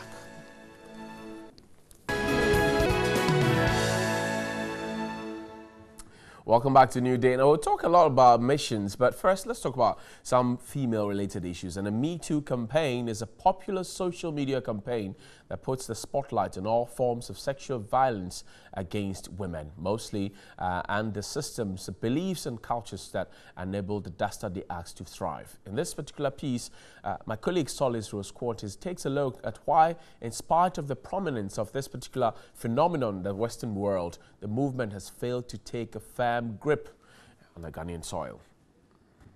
Me Too movement is a campaign which went viral in October 2017 as a hashtag that was used on social media to help demonstrate the widespread prevalence of sexual harassment, especially in the workplace. The social media campaign was primarily instigated by public allegations of sexual misconduct against A-list Hollywood producer Harvey Weinstein. Although the campaign was popularized by Hollywood, the phrase was originally used by social activist and community organizer Tarana Burke. In an unprecedented fashion, victims came out to name and shame alleged perpetrators of sexual violence and abuse against them, with some of the incidents dating as far back as 3 decades. In a domino effect, top guns across various sectors in the United States of America, especially the entertainment and corporate world, were implicated and accused. Even the White House was not spared, as U.S. President Donald Trump was hit with various accusations of sexual harassment of his own prior to his assumption of office. The Me Too campaign caught on and spread like wildfire, transcending borders into Europe and even Asia. Now, it knocked on the doors of Africa, but didn't get as much of a welcome. And in a continent and a country like Ghana, which sometimes takes pride in latching onto Western viral trends, one may be tempted to ask, why did the Me Too campaign not become prominent in Ghana? It did. I mean, at least we joined the social media call, and then we were kind of posting the hashtag and all of that, but we did not get people to come out and actually declare. To pick examples from women who have had issues with beauty pageants, with a number of reality shows, they've attempted to talk about it, and they have been hit very hard in the media. And the questions have been whether they did not calculate the benefits that would allude to them at the time, so they kept quiet, and they are now talking and they're crying victim. We're able to do what others do, depending on the environment we find ourselves in. What the Me Too campaign has is an environment that, with time, reduced victim blaming. It's an environment that, with time, increased the ability to speak out in all levels. The reason the Me Too movement hasn't taken off and needs a little bit of conviction from for lack of a better word, victims, is because they need assurances that if they stood up on that pedestal to scream loud, the people would hear them. The people will come and console them, and together they could form this force in which we are sure that sexual harassment stops. For most women, the issue of sexual harassment is a blatant and pressing one. According to 6 years of statistics from the Domestic Violence and Victims Support Unit of the Ghana Police Service from 2011 to 2016, approximately 6 women are likely to be raped every week, as opposed to 1 man likely to be raped in an entire year. During that period, 1,856 women were raped, as opposed to 6 men in 6 years. In light of these statistics, one of the many questions that seem to pop up is, why do victims not speak up? I was working in a company. This man was my boss. The first time he sexually harassed me, I just didn't know what to do. I didn't know what to do. I was like, is this even happening? Yes, it's happening. Okay, now what am I going to do? I don't know what I'm going to do. What am I going to say? Nothing. I said nothing. My business is communications. I still had options. And I was okay because I can go get another job. What about you in your education? And you're 14. What are you supposed to do? Now, in my position, if it had happened to me within that setup, I possibly would have been able to shame. There are people whose temperaments will come to play. And there are others who also still have reputational issues where they work, whom they're in a relationship with, or whom they're married to, and how the person is going to take it. So all the dynamics will come in. Can I trust the system and the people who are declaring that speak out so I help you to really want to help, or to use me and throw me under the bus, or to make me a scapegoat so that no other would be encouraged to speak up? Social activist Dinah Adiko explains the impunity of perpetrators largely stems from the lack of outrage and punitive measures in place for perpetrators. I feel sorry, and it hurts me on behalf of my husband, my son, and all his friends, that we have accepted this narrative on behalf of men, that they are weak, they are insensitive, they are loose, they are lunatics. These are reasonable beings who are, for now, at the topmost of leadership around the world. And in the next story, we are saying that they are violating little girls because they are weak. Rape culture normalizes the abuse and the sexual abuse of girls and women. It doesn't just normalize the sexual abuse of girls and women, it trivializes it. And it makes and allows boys and men to believe that their behavior is perfectly acceptable.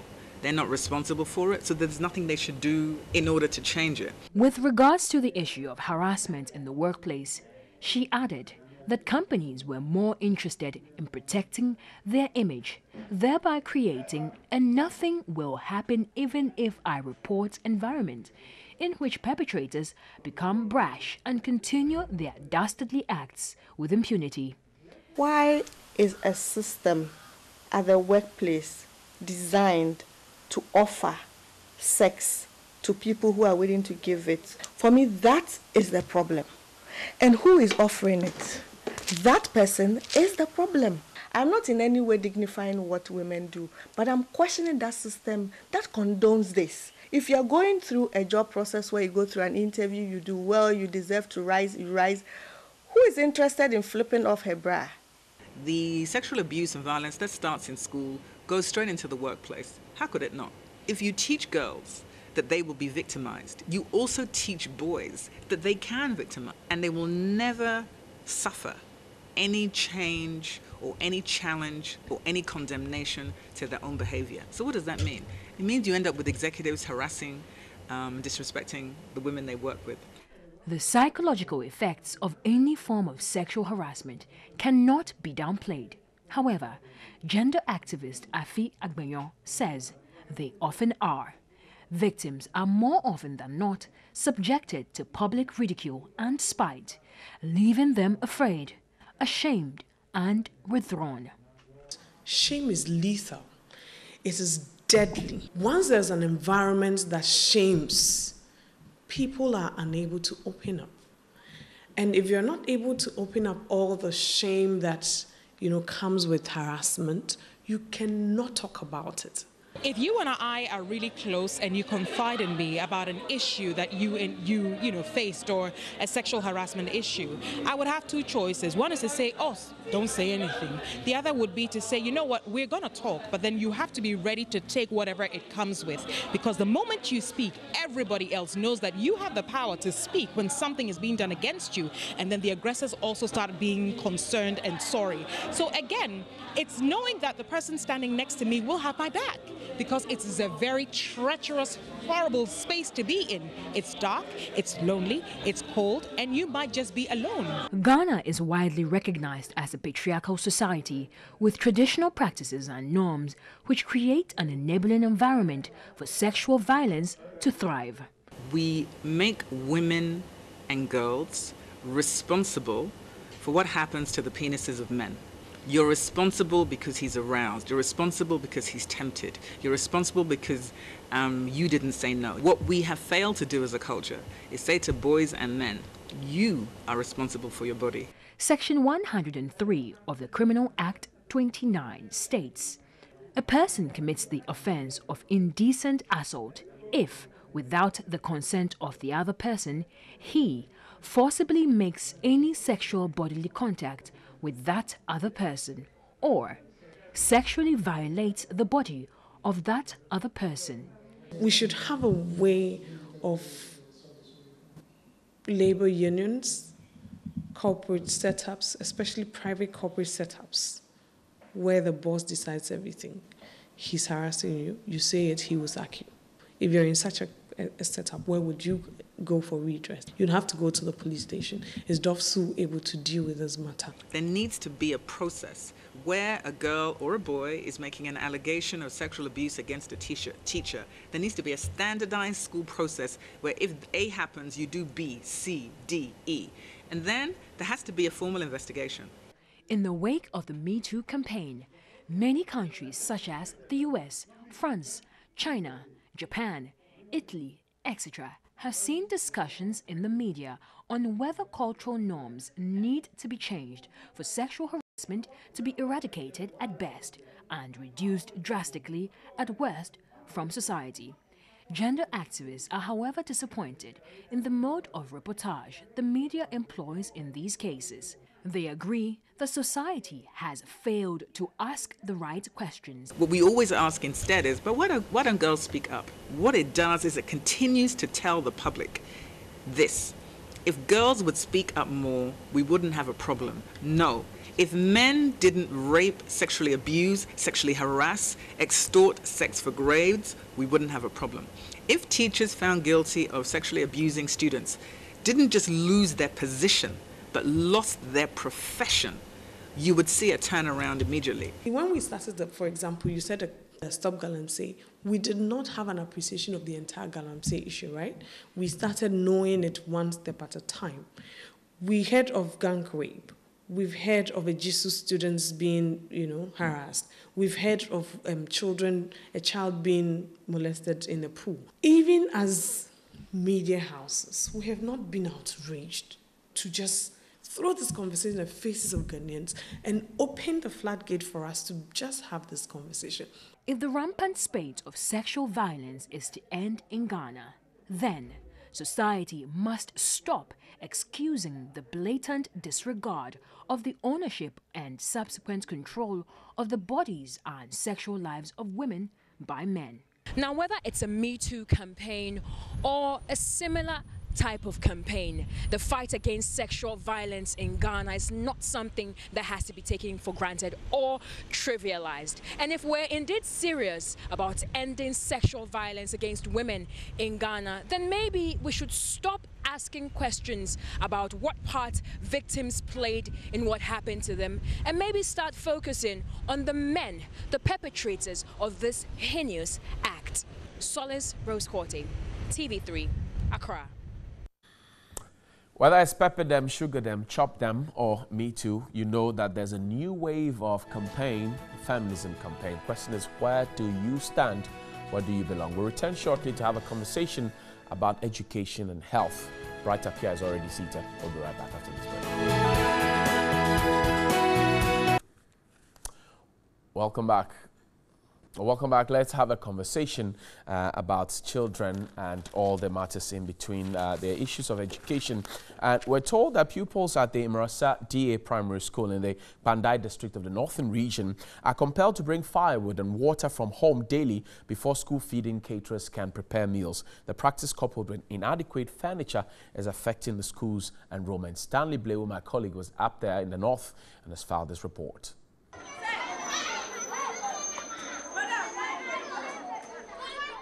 It is a bright Tuesday morning at the Mbora DA Basic School. Attendance is high, but there is no teacher.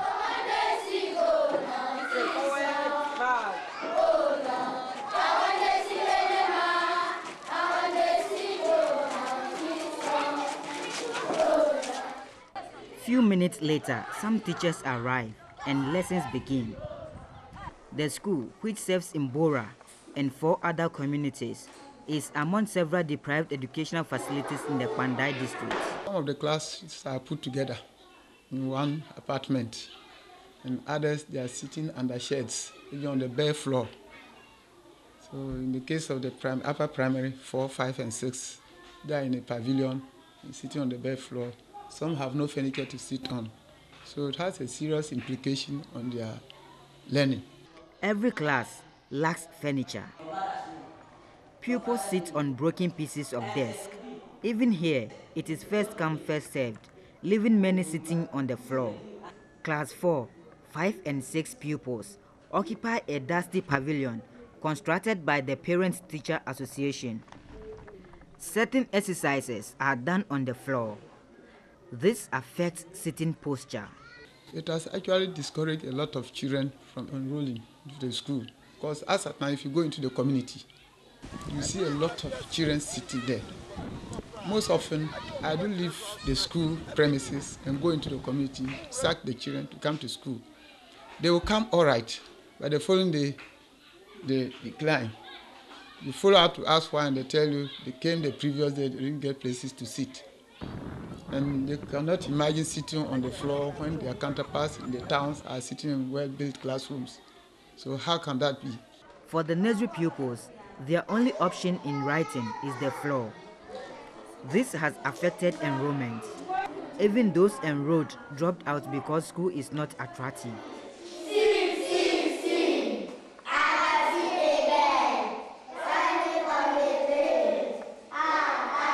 Because mkwadano bebre frebabi a ewa kakra no. Ana ne omo kuruma ha no. Ebe muso ntiase nyamba o motirimu. Nti ya ban kwan ha no yes suku nkwada ne nyina omoba. Omo dwane fa kwa fese nkonja ni ho. Ana kwa so se nkonja ni ho. Attendance in this school continue to dwindle simply because pupils cannot afford to be sitting on the bare floor, all in the name of seeking for education. And this has been a source of worry to teachers. The Mbora DA Basic School is a beneficiary of the school feeding program, but pupils do not get food easily.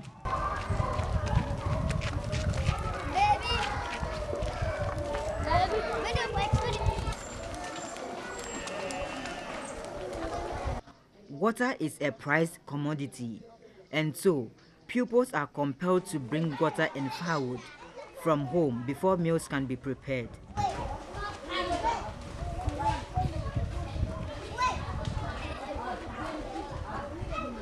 If it so happens that they don't bring firewood and cooking is not done, because they are used to it, sometimes it is difficult to get them to even sit down and learn.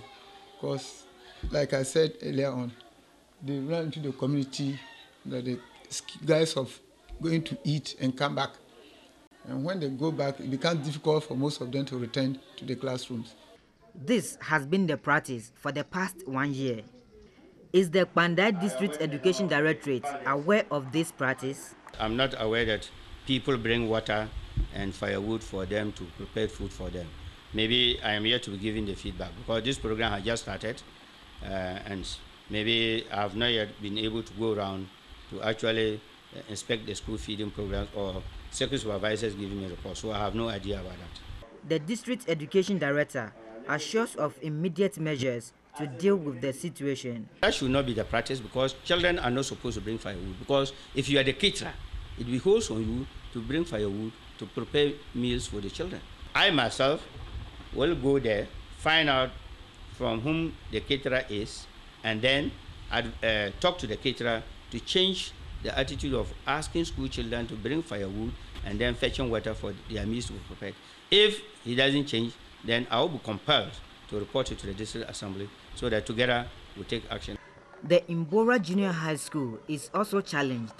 Classes are controlled by the weather as students are accommodated under a thatched shelter.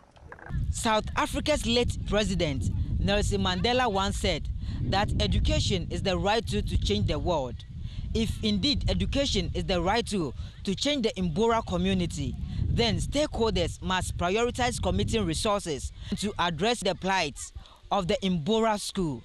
Stanley Nibleu, TV3 News, Imbora.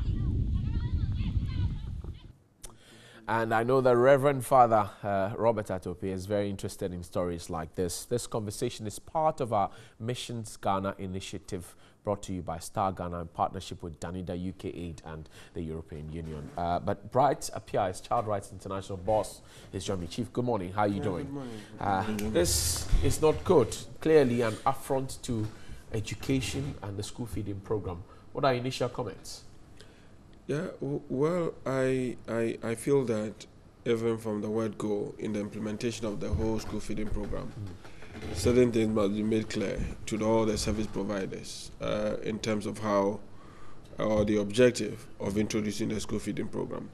So if people go their way to ask children to do certain activities, then it brings back to the point that whether people were aware of what they were doing, or the service providers, how did we engage them, what are the processes of engagement. If it is that we just pick somebody because the person belongs to a political party, then these are some of the outcomes that you see, because there's no any well-structured policy as to how the person is going to operate in providing the services and all that. So we have to pick some of these things, not just to look at it on the surface, but to also question people's knowledge on the implementation of some of these social intervention programs. Because if you really understand what is meant in the introduction of the school feeding program, there are certain things that you will not even engage children to do. Absolutely. If teachers understand, they will not even allow children to be doing some of these things. And if the district assembly or the district director of education also understands some of these policies, will not even allow some of these things to happen. The authorities, as we saw in the clip, says, well, he's not aware and he will go and check now. What does that tell you of supervision, for example? Because I know that those who engage in school feeding report to a certain headmaster, who reports to a certain circuit director, who report to the district director of education. The man at the top says he is not aware. What does that say to you? And that is the danger, and it brings back to the question of even as to whether they even monitor what children eat. If children can do this, because based on this story, it's not as if it is one activity. It's a continuous thing that children were doing in the school. So are you saying that circuit supervisors do not go around? Are you saying that you don't get report from parents? Are you saying that the school management committees do not see it?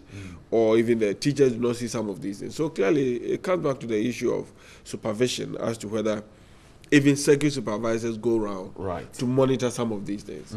And even teachers even report some of these things to you and all that. So you would realize that the whole system has broken down because certain things are not working. That is where you see children being engaged in some of these activities without people even recognizing that they are doing it. In the school, furniture is also a big problem. Nearly every classroom has a deficiency in terms of furniture. But you are a child's rights person. Children need furniture, books, to be able to access education properly. Now they are disadvantaged. What do you say? Most of the rural communities, I can attest to the fact that they go through that a lot. And research that we also conducted clearly shows that in producing the furniture in the rural communities is, even in terms of cost, is far lower than producing a furniture in maybe the urban cities and all that. So I think that it should be a policy initiative from government to engage the community in the production of furniture for children, because that has been a big issue. That for me, it should be a policy issue, and the Ministry of Education must pick that up and then design the way and manner that they award contract for the construction, for the development of furniture for children in the rural community. I think there should be a community initiative. We've done that before, where we engage the community with a little resources, and they've been able to build a lot of furniture for children. And I think that should be the way forward, engaging the community. Not focusing on the central government. No, I don't think that. When you do that, people, first of all, the community will not see themselves as part of it. So even if they are selling the raw material for you for the production of such furnitures, they would also be looking at the market value and all that. So let's try as much as possible to engage the community in designing things that would also assist children in the community. Interesting. Now, we're told it's Global Action Week. Yes, this week. Yes. What's happening? Well, we're celebrating the Global Action Week, which is a global campaign, which is headed by the Global Campaign for Education. Looking at every year, picking up a particular issues in the education sector and then run campaign around it globally. And the Ghana National Education Campaign Coalition is also a member of that body. So we run it. And this year we are looking at accountability and accountability through citizens' participation in the process, so far as the SDG 4 is concerned. And when you look at the SDG 4, it's loaded. So you realize that everybody must be part of the whole process in terms of design, in terms of implementation, and then also the measurement of the outcomes and all that. So we are launching the campaign today, and there's going to be a whole week celebration, and it's being celebrated all over the world, and Ghana would also be celebrating. Interesting. I hope the celebration is fruitful to all of us. I thank you very much, Bright, for your time. Grateful. And this conversation is made possible by the Star Ghana initiative. It's part of our missions project, the UKA, Danida, and the European Union make sure it's possible. Good morning to you, Reverend Father Robert Atopi. Also, happy birthday to you, William Diego Parker Benin, and to you, Larry Moses, Bonahafu regional correspondent, Martin Asidu, that's as well. It's your birthday today. And if it's your birthday today, make sure that you're enjoying. But let me show you something on the screen briefly, so we can take a quick bow. So this is something really I saw. Right, back in the day when you used to play football, is this the kind of shoes you used to wear? That's actually a full shoe. Yeah, and you know, on the things are happening in Ghana. And a happy birthday to this lady as well. We're told it's your birthday today. Wonderful, interesting, and belated one to Rita Kubade. Rita Kukwadazi Kaswa. It's belated birthday to you from Brenda Dugan here, and also to you, Reverend Father Ernest Takia Boy, belated birthday to you as well. Let's see what Tilapia has got to offer for us. So Tilapia is talking about double salary. It looks like the... So they've eaten, everything is finished. But why does Harry not have a pot belly? I don't know. But we chop finished long time, waiting investigation again. And then double salary, only 40 Ghana cedis I chop. That's what they said.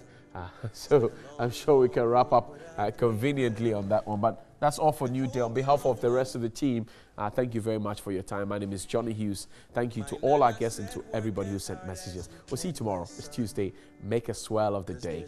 Good morning.